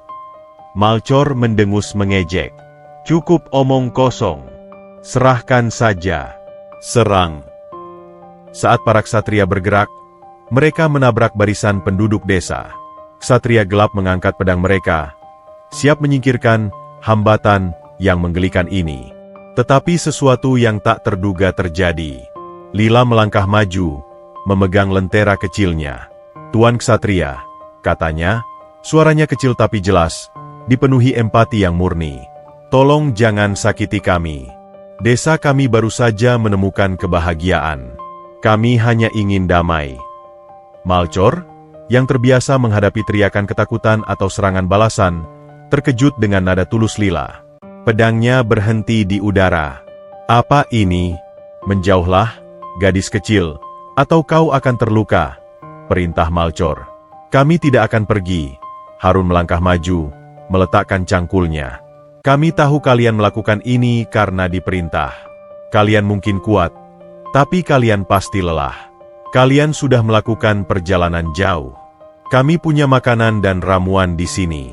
Maukah kalian makan dulu sebelum melanjutkan pekerjaan kalian? Nyonya Mira maju, memegang tasnya. Ya, kami punya teh hangat, ksatria. Kalian terlihat kedinginan. Tawaran itu adalah senjata yang paling tidak terduga. Para ksatria Umbra, yang terbiasa dengan darah dan konflik, tiba-tiba dihadapkan pada kemurahan hati tanpa batas. Apa-apaan ini? Teriak Malcor, bingung. Ini jebakan sihir. Tidak ada sihir di sini, ksatria. Nenek Astri melangkah maju, memancarkan aura damai pneuma yang kuat. Hanya kebaikan yang ingin dibagikan. Kami tahu kalian harus memenuhi perintah. Tapi kebaikan juga adalah perintah yang harus diikuti. Para ksatria gelap itu ragu-ragu. Mereka lapar dan lelah. Persatuan desa, yang berdiri teguh tanpa rasa takut, membuat mereka tidak nyaman. Mereka tidak tahu cara melawan kebaikan yang tulus. Kami tidak makan makanan penyihir, bentak Malcor, tetapi perutnya berbunyi. Tiba-tiba, Silas melangkah keluar dari bayangan, berdiri di samping Nenek Astri. Ia kini adalah sosok yang berbeda. Tanpa baju zirah, ia hanyalah seorang pria. Aku tahu bagaimana rasanya. Aku pernah menjadi budak ambisi yang sama, kata Silas, suaranya tulus dan rendah hati. Kalian hanya mencari bayaran, tetapi jiwa kalian mencari kedamaian. Tidak ada racun di sini. Hanya air bersih dari sungai yang baru saja kubersihkan. Perkataan Silas, mantan pangeran sinar bayangan yang kini menjadi pelayan hutan, memiliki bobot yang besar. Salah satu ksatria, yang paling muda, menjatuhkan pedangnya. Saya lelah. Saya hanya ingin sedikit air, katanya. Malcor sangat marah. Angkat pedangmu, bodoh. Mereka menyihirmu. Namun, ksatria muda itu sudah berjalan ke arah Harun, yang segera menyodorkan cangkir berisi air bersih. Ksatria itu minum dengan tergesa-gesa. Melihat rekan mereka minum, dan merasakan ketenangan yang memancar dari oase harapan, pertahanan ksatria lain mulai goyah. Mereka semua kelelahan. Mereka datang untuk merampok, tetapi ditawari makanan dan kehangatan. Secara bertahap, satu persatu, ksatria gelap menurunkan senjata mereka. Mereka tidak menyerah dalam pertempuran. Mereka menyerah pada kemanusiaan. Malcor berdiri sendirian. Ia menatap landak emas, lalu ke Nenek Astri. Ia mengangkat pedangnya tinggi-tinggi. Aku tidak akan gagal, teriak Malcor. Saat Malcor akan menyerang, Lila berlari dan berdiri di depan Nenek Astri. Jangan, Tuan Ksatria, teriak Lila. Malcor mengayunkan pedangnya, tetapi ia tidak mampu menusuk seorang anak kecil yang berdiri tanpa rasa takut. Pedangnya berhenti hanya beberapa inci dari rambut Lila. Ia melihat ketulusan di mata Lila, dan kekejaman di hatinya meleleh. Malcor menjatuhkan pedangnya dengan suara denting yang keras. Ia ambruk ke tanah. Aku lelah, bisik Malcor. Kami semua lelah menjadi gelap. Nenek Astri berjalan mendekati Malcor, Ecidus Rex di sisinya. Tujuan kalian telah gagal, Ksatria, kata Astri lembut. Kebaikan adalah kekuatan yang tidak bisa kalian rampas. Sekarang, pergilah, pulanglah, dan mulailah mencari kedamaian, bukan kekuasaan. Malcor dan ksatria lainnya, yang kini hanya terlihat seperti pria-pria yang lelah, pergi. Mereka tidak membawa emas, tetapi mereka membawa benih keraguan yang akan menjadi awal dari penebusan mereka. Desa Aethelgard telah diselamatkan, bukan oleh sihir atau pedang, tetapi oleh kekuatan kolektif dari hati yang sembuh. Silas menatap Nenek Astri, air mata kembali membasahi matanya. Kau benar, Astraya. Kebaikan adalah kekuatan sejati. Aku melihatnya. Nenek Astri tersenyum. Sekarang, kita harus melanjutkan misi kita, Silas. Hutan Michelia masih menunggu. Dan kau masih berutang penebusan pada dirimu sendiri. Kemenangan atas ksatria gelap klan Umbra meninggalkan keheningan yang agung di Oase Harapan. Kemenangan itu bukan diraih dengan pertumpahan darah, melainkan dengan empati dan persatuan desa Aethelgard. Penduduk desa, yang hatinya telah disembuhkan dari kekeringan hati, kembali ke rumah mereka dengan rasa bangga dan syukur yang mendalam. Mereka tahu, kebaikan Nenek Astri dan Landa Emasnya telah menyelamatkan mereka. Di gubuk, Nenek Astri, Ecidus Rex, dan Silas berdiri di bawah cahaya rembulan yang redup. Ketegangan telah usai, tetapi ada aura keseriusan yang melingkupi mereka. Mereka pergi, Nenek Astri, kata Silas, suaranya dipenuhi ketulusan yang baru ia temukan. Ia kini sepenuhnya menjadi pelayan kebaikan, jauh dari ambisi gelapnya. Ya, Silas. Mereka membawa pulang bukan emas, melainkan pertanyaan di hati mereka, jawab Nenek Astri. Ini adalah kemenangan terbesar filosofi sunyi, Pneuma. Astraya kemudian menoleh ke Ecidus Rex. Landa emas itu bersinar lebih terang dari biasanya, seolah-olah ia telah mengumpulkan semua cahaya dan kehangatan dari seluruh konflik yang baru saja mereka menangkan. Ada aura keagungan yang menyelimuti Landa emas itu. Waktunya telah tiba, Landa emas, bisik Astraya, matanya sedih namun penuh pengertian. Silas merasa ada sesuatu yang tidak beres. Waktu apa, Nenek Astri? Apa yang akan terjadi? Astraya berjalan mendekat, berlutut di samping Ecidus Rex. Silas, Landa emas ini adalah perwujudan hikmah. Ia datang padaku di kawah air mata beku untuk satu tujuan, memulihkan sinar vitalisku, memberiku pneuma, dan memastikan bahwa kebaikan menemukan cara untuk berakar kembali di dunia. Ecidus Rex mendongak, menatap Astraya. Tugasku telah selesai, Astraya. Kau telah menemukan kedamaian sejati, dan kau telah menumbuhkan kembali hati Aethelgard. Benih pneuma telah tersebar. Kini, benih itu membutuhkan akar yang abadi. Silas akhirnya mengerti. Landa emas itu akan pergi. Tunggu, kata Silas, mendekat. Ecidus Rex, aku mohon, jangan pergi. Kau adalah simbol penebusanku. Kau adalah pengingat akan jalan yang harus aku tempuh. Jika kau pergi, bagaimana aku bisa mempertahankan kebaikan ini? Ecidus Rex menggerakkan kepalanya, menyentuh tangan kotor Silas dengan lembut. Pneuma ada di dalam dirimu, Silas. Kau tidak lagi membutuhkan simbol.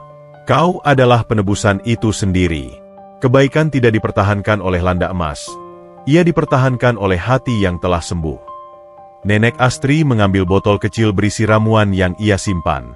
Ramuan itu adalah cairan yang disempurnakan dari sinar vitalis miliknya yang paling murni. Kita harus menyelesaikan ritual pemulihan terakhir hutan cendawan, Michelia, kata Astraya, berdiri. Hutan ini telah merespons hati Aethelgard, tetapi ia membutuhkan kekuatan abadi untuk menjaganya dari ancaman di masa depan.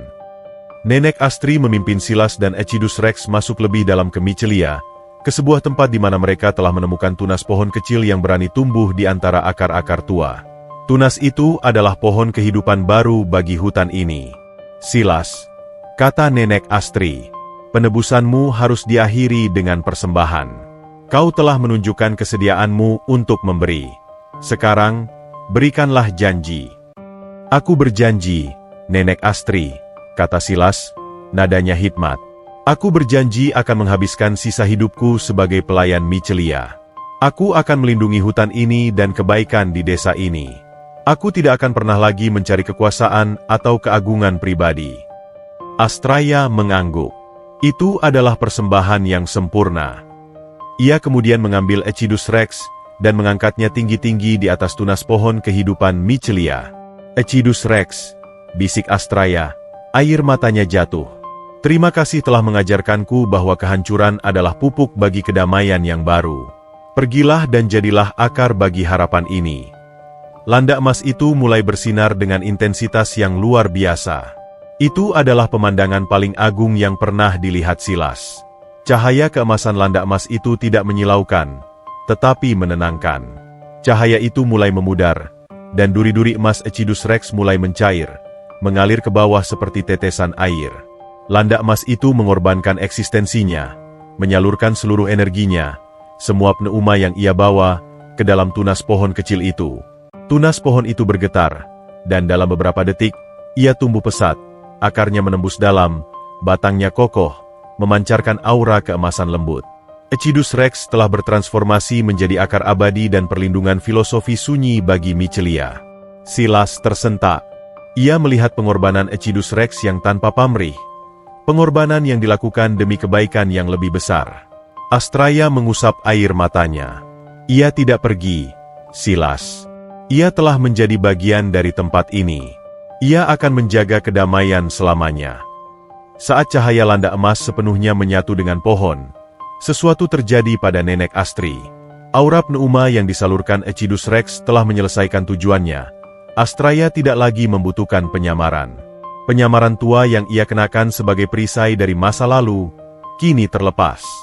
Di depan Silas, kulit keriput Nenek Astri perlahan menghilang. Rambut putihnya kembali menjadi untayan perak kebiruan yang memancar. Tubuhnya kembali ke bentuk peri penjaga bunga hati, Aenid, yang agung, namun dengan perbedaan yang mendasar. Matanya tidak lagi membawa kesedihan masa lalu, melainkan kebijaksanaan tanpa pamrih seorang tetua. Ia telah menyelesaikan perjalanan emosionalnya, melampaui rasa sakit yang ditinggalkan pengkhianatan Silas. Silas terkesima. Ia melihat Astraea yang sepenuhnya pulih, dan ia jauh lebih agung daripada yang ia ingat. Astraea, bisik Silas. Astraea menoleh. Senyumnya kini murni dan memancarkan ketenangan. Aku telah kembali ke bentuk asliku, Silas. Karena aku tidak lagi takut. Aku telah menemukan keagungan sejati, dan itu tidak ada hubungannya dengan keabadian atau kekuasaan. Astraea kembali ke Silas. Ia tidak menyentuhnya secara romantis, melainkan sebagai sahabat yang kembali.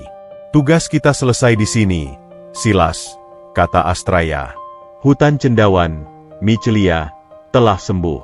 Eitelgard telah menemukan jalannya. Kau telah menepati janjimu dan menebus dirimu. Kau bebas. Silas menggeleng cepat. Tidak. Aku tidak akan pergi. Aku telah berjanji pada hutan ini. Aku telah berjanji pada diriku sendiri. Aku akan tinggal di sini dan menjadi pelindungnya. Tapi kau tidak perlu tinggal di sini selamanya, Silas. Aku tahu, tapi aku ingin. Aku tidak ingin kembali ke dunia peri, di mana kekuasaan dan ambisi adalah mata uang utama, kata Silas, menatap mata Astraea.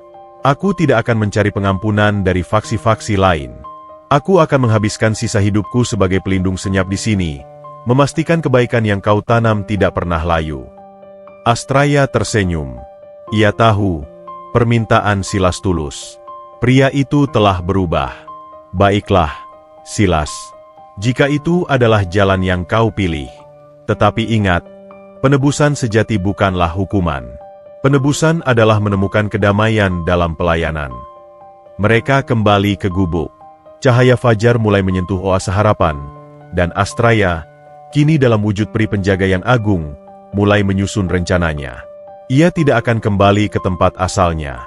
Ia telah menemukan rumah barunya. Pagi tiba di hutan cendawan, Michelia, membawa serta kehangatan yang mendalam. Pohon-pohon, yang kini disuburkan oleh akar abadi dari Ecidus Rex, memancarkan aura emas kehijauan yang menenangkan. Astraea, kembali dalam wujud peri penjaga bunga hati, Aenid, Nyai yang agung, namun dengan aura bijaksana seorang tetua, berdiri di ambang oase harapan. Ia menatap jalur ke utara, jalur yang menuju kembali ke dunia peri, ke pohon kehidupan agung yang ia selamatkan. Ia telah pulih. Ia bebas. Ia bisa kembali dan menuntut kembali posisinya. Di belakangnya, Silas sedang membersihkan gubuk, dengan ketulusan yang murni. Ia memilih untuk tetap tinggal, menepati janjinya sebagai pelindung senyap Michelia. Silas mendekati Astraea. Kau tidak akan kembali, Astraea? Tanyanya lembut, tanpa desakan. Astraea menggeleng. Nenek sudah lama mati, Silas. Dan nenek tidak merindukan tahta itu. Tahta yang dibangun di atas ambisi, di mana cinta adalah kelemahan, adalah penjara emas. Aku telah menemukan kebebasan di sini, di tengah lumpur dan kebaikan manusia. Tapi kau adalah peri penjaga agung. Tempatmu adalah di sana, ujar Silas, sedikit ragu. Astraya tersenyum, senyum yang kini penuh kebijaksanaan dan kedamaian. Tempatku adalah dimanapun aku dapat menumbuhkan harapan, Silas. Pohon kehidupan agung telah aman. Tapi dunia ini, dunia fana, membutuhkan pneuma. Mereka membutuhkan pengingat bahwa keagungan sejati terletak pada cinta tanpa syarat. Kau memilih manusia? Tanya Silas, terkejut. Aku memilih kebaikan, koreksi Astraya. Dan manusia, khususnya anak-anak Eitelgard, telah membuktikan bahwa mereka mampu menampung kebaikan itu. Aku akan tinggal di sini. Aku akan menjadi penjaga harapan mereka, bukan ratu mereka. Keputusan Astraya telah bulat. Ia akan menjadikan Michelia dan Eitelgard sebagai rumah barunya, pondasi bagi takdir yang baru. Tak lama kemudian, Harun, Lila, dan beberapa tetua desa datang. Mereka datang bukan untuk berterima kasih atas penyelamatan mereka dari ksatria gelap, tetapi untuk berdiskusi tentang masa depan. Mereka tidak lagi melihat Astraya sebagai nenek terasing, melainkan sebagai sosok yang mereka cintai dan hormati. Mereka melihat Astraya yang telah melepaskan penyamaran tuanya, kembali ke wujud aslinya yang agung. Tidak ada ketakutan, hanya kekaguman. Astraya, kata Harun, memimpin rombongan. Kami melihatmu. Kami tahu kau lebih dari yang kami bayangkan. Kami melihat landak emasmu pergi. Kami tahu kau menyelamatkan kami. Apapun dirimu, kami mohon, jangan tinggalkan kami. Lila berlari ke depan, memegang tangan Astraya. Kami membutuhkanmu, Nenek Astri. Kau mengajarkan kami tentang empati. Siapa yang akan mengajarkan kami lagi? Astraya berlutut, menatap mata Lila. Aku tidak akan meninggalkanmu, Lila. Nenek akan tetap tinggal. Tapi nenek tidak lagi bisa menjadi Nenek Astri yang lemah. Nenek adalah Astraya, pelindung harapan. Nenek akan tinggal di sini, tetapi sebagai pelindung, bukan sebagai penguasa. Seorang tetua desa yang bijaksana, Balthazar, melangkah maju. Kami mengerti. Kau adalah hadiah dari alam untuk desa kami yang telah sembuh. Tapi, bagaimana dengan pria itu? Ia menunjuk ke arah Silas, yang berdiri di kejauhan, memegang cangkul. Silas berjalan mendekat, menatap Balthazar. Namaku Silas. Aku dulunya seorang yang sombong dan salah arah, kata Silas, suaranya jujur dan tanpa pretensi. Aku melakukan hal-hal buruk. Aku mencari penebusan di sini, di bawah bimbingan Astraya.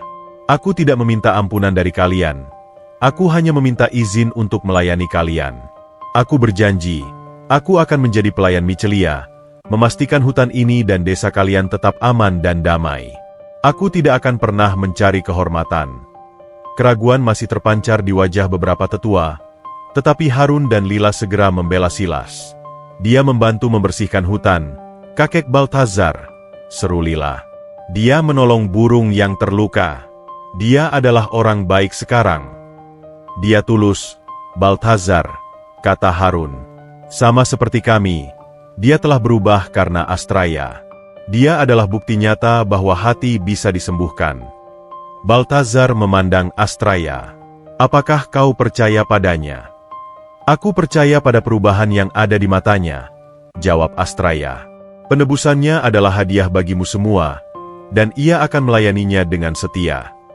Balthazar mengangguk, melepaskan keraguan terakhirnya. Baiklah, Silas. Selamat datang. Kau adalah penjaga senyap kami. Dengan penerimaan dari desa, kehidupan baru Astraya dan Silas dimulai. Astraya mendirikan kuil kecil di tengah hutan, di tempat pohon kehidupan Michelia tumbuh subur. Kuil itu bukan untuk pemujaan dirinya, melainkan sebagai pusat pelatihan empati dan filosofi sunyi. Ia mengajari anak-anak dan orang dewasa cara merawat alam, cara mendengarkan bisikan hutan, dan yang terpenting, cara menjaga kehangatan hati mereka dari kekeringan hati. Silas, mengenakan pakaian sederhana, benar-benar menepati janjinya. Ia tidak pernah kembali ke dunia peri. Ia bekerja tanpa lelah sebagai pelindung Michelia, memastikan tidak ada yang merusak hutan atau mengganggu kedamaian desa. Ia menjadi sosok misterius yang sangat dihormati di Edelgard. Ia tidak mencari pujian. Kepuasan terbesarnya adalah melihat Lila dan anak-anak desa tumbuh dengan hati yang penuh kasih. Hubungan Astraea dan Silas berubah total. Mereka tidak kembali menjadi pasangan romantis. Pengkhianatan itu terlalu dalam untuk dilupakan, tetapi Pneuma telah mengubahnya menjadi ikatan persahabatan dan pengabdian yang lebih kuat. Mereka adalah rekan kerja yang berbagi visi yang sama, menumbuhkan kebaikan di dunia. Mereka sering berbicara, bukan tentang masa lalu yang menyakitkan, tetapi tentang cara terbaik untuk membantu desa tetangga. Suatu sore, Astraea dan Silas duduk di oase harapan, mengamati matahari terbenam. "Aku ingin berterima kasih, Astraea," kata Silas. "Kau tidak hanya menyelamatkanku dari kematian. Kau menyelamatkanku dari kekosongan. Kau memberiku penebusan, tanpa menuntut balas. Kau mengajariku cara mencintai yang sejati." "Cinta yang sejati adalah cinta tanpa pamrih, Silas," jawab Astraea, menatapnya. "Dan kau telah menemukannya. Kau tidak perlu mengemis ampunan lagi. Kau telah membuktikan dirimu." "Aku telah memilih jalanku, Astraea. Aku akan menjadi penjaga senyap ini selamanya," janji Silas. Astraea tersenyum. "Dan aku akan menjadi pelindung harapan mereka. Kita telah menemukan takdir yang lebih indah dari keabadian yang fana." Di kejauhan, tawa anak-anak terdengar. Lila dan Jonah, kini remaja, sedang membantu orang tua mereka memanen, sambil terus menyebarkan kebaikan. Hutan Michelia mekar, dan desa Edelgard menjadi mercusuar kebaikan bagi dunia fana. Tahun-tahun berlalu, mengukir kisah yang lebih indah daripada yang pernah diceritakan dalam dongeng-dongeng peri. Hutan cendawan, Michelia, yang dulunya adalah cermin kesedihan, kini menjadi istana kehidupan, berkat akar abadi dari Ecidus Rex dan filosofi sunyi, Pneuma, yang disebarkan oleh Astraea. Desa Edelgard telah bertransformasi sepenuhnya. Kisah tentang nenek terasing dan landa emas tidak lagi hanya viral, tetapi menjadi legenda hidup. Mereka dikenal bukan karena kekayaan material, melainkan karena kekayaan hati. Mereka menjadi contoh bagi pemukiman lain, menunjukkan bahwa kebahagiaan sejati ditemukan dalam kehangatan komunal dan empati. Astraea, dalam wujud peri penjaga bunga hati yang agung, menjadi pusat spiritual desa. Ia tidak memerintah, melainkan menginspirasi. Ia sering terlihat mengajari anak-anak di kuil kecilnya, di mana pohon kehidupan Michelia kini menjulang indah. Di sisinya, selalu ada Silas, sang penjaga senyap. Ia memenuhi janjinya dengan setia. Ia menjadi penjaga batas hutan, memastikan tidak ada pengaruh jahat atau ambisi serakah yang mendekati desa. Silas tidak pernah mencari sorotan. Kepuasan terbesarnya adalah melihat kedamaian di wajah Astraea dan tawa gembira penduduk desa. Hubungannya dengan Astraea telah berubah menjadi ikatan spiritual yang tak terpisahkan. Ikatan yang jauh lebih kuat daripada cinta romantis yang rapuh di masa lalu. Suatu sore yang hangat, Astraea dan Silas sedang duduk di tepi sungai, mengamati Lila yang kini telah tumbuh menjadi wanita muda yang bijaksana, memimpin kelas empati untuk anak-anak kecil. Di samping Lila, ada Jonah, yang kini menjadi pengrajin kayu terampil, membuat mainan untuk anak-anak secara gratis. Silas menoleh ke Astraea. "Mereka adalah mahakaryamu, Astraea. Mereka tidak lagi membutuhkanmu untuk diselamatkan. Mereka telah belajar cara menyelamatkan diri mereka sendiri." Astraea mengangguk. Matanya memancarkan kebahagiaan yang tulus. "Pneuma telah berakar di sini, Silas. Tugas kita sebagai penanam benih telah selesai." "Lalu, apa yang akan kau lakukan sekarang?" tanya Silas. Ia tahu, Astraea, sebagai peri, memiliki waktu tanpa batas. "Aku tidak akan pergi kemana-mana, Silas," jawab Astraea, meraih bunga kecil yang tumbuh subur di sampingnya. "Aku telah menemukan keabadian sejati di sini." Keabadian tidak terletak pada tidak adanya kematian, tetapi pada dampak yang abadi. Dampakku ada di dalam hati Lila, di senyum Jonah, dan di tangan setiap warga Edelgard yang memberi tanpa pamrih. Silas tersenyum, hatinya dipenuhi rasa lega. "Aku senang. Aku tidak pernah ingin kau pergi, bahkan bukan sebagai sahabat. Kau juga tidak akan pergi, bukan? Tidak pernah. Aku adalah bagian dari hutan ini, Astraya. Aku menemukan diriku di sini. Pengorbanan Ecidus Rex dan kepercayaanmu telah memberiku sesuatu yang tak pernah bisa ditawarkan oleh kerajaan manapun. Beberapa tahun kemudian, Eitelgard merayakan festival panen yang sangat meriah. Itu bukan hanya perayaan hasil bumi, tetapi perayaan persatuan. Astraya dan Silas duduk di tengah keramaian, dihormati sebagai pelindung mereka. Malam itu, setelah perayaan usai, Astraya kembali ke kuilnya. Ia duduk di bawah pohon kehidupan Michelia, yang kini memancarkan aura emas yang lembut, aura Ecidus Rex. Ia merasa kedamaian yang sempurna. Silas datang, membawa lentera. Kau baik-baik saja, Astraya? Lebih dari baik, Silas, jawab Astraya. Aku mencapai akhir dari perjalananku. Aku mencapai kebahagiaan. Silas duduk di sampingnya. Apa itu kebahagiaan, Astraya? Bagi seorang peri yang agung. Astraya meraih sehelai daun dari pohon kehidupan. Daun itu berkilauan. Kebahagiaan sejati bukanlah akhir dari pencarian romantis, Silas, kata Astraya, menatap daun itu. Bukan tahta, bukan keabadian. Kebahagiaan adalah kedamaian batin yang tak tergoyahkan, yang lahir dari penolakan terhadap dendam dan penemuan makna dalam pelayanan. Ia menoleh ke Silas, matanya penuh kasih sayang murni. Kau pernah menjadi sumber rasa sakit terbesarku, Silas. Tetapi kini, kau adalah bukti terbesarku. Bukti bahwa bahkan pengkhianatan yang paling pahit pun dapat diubah menjadi katalisator bagi pertumbuhan spiritual. Aku tidak lagi mencintaimu sebagai pasangan, tetapi aku menghormati dan mencintaimu sebagai rekan seperjuangan yang telah menemukan cahayanya sendiri. Silas mengangguk. Ikatan mereka adalah cinta tanpa nafsu, sebuah persahabatan jiwa yang melampaui segala keraguan masa lalu. Aku menerima kebahagiaanmu, Astraya, kata Silas. Dan aku bahagia berada di sisimu, menjagamu dan tempat yang kita cintai ini. Astraya mengeluarkan satu benih terakhir dari kantungnya. Benih itu telah disimpan sejak Landak Emas pergi, benih terakhir yang membawa esensi filosofi sunyi. Benih ini adalah warisanku, Silas, kata Astraya. Aku akan menanamnya di kuil ini. Ini adalah simbol cinta tanpa syarat dan kedamaian yang telah kita ciptakan. Mereka berdua menanam benih itu di kaki pohon kehidupan Michelia. Benih itu segera berakar, dan dalam beberapa detik, tumbuh menjadi bunga unik, memancarkan perpaduan warna perak kebiruan, Astraya, dan emas, Ecidus Rex. Astraya berdiri. Ia menatap ke arah desa Eitelgard, di mana cahaya lentera masih bersinar, memancarkan kehangatan persatuan. Ia telah memilih untuk membangun masa depan baru tanpa menuntut balas, dan sebagai gantinya, ia mendapatkan keluarga yang jauh lebih besar dan cinta yang jauh lebih murni. Akhir cerita bahagia. Narasi ditutup dengan adegan Astraya, sang peri penjaga yang agung, berdiri di oase harapan. Ia kini adalah pelindung abadi desa Eitelgard, dikelilingi oleh bunga filosofi sunyi yang baru tumbuh. Ia menatap ke kejauhan, ke arah cakrawala. Ia melihat ke belakang, melihat Silas, sang penjaga senyap, yang tersenyum damai. Ia melihat ke desa, melihat Lila dan generasi muda yang kini memimpin dengan hati. Astraya telah mencapai puncak kebahagiaan, kedamaian batin yang lahir dari penebusan, bukan balas dendam.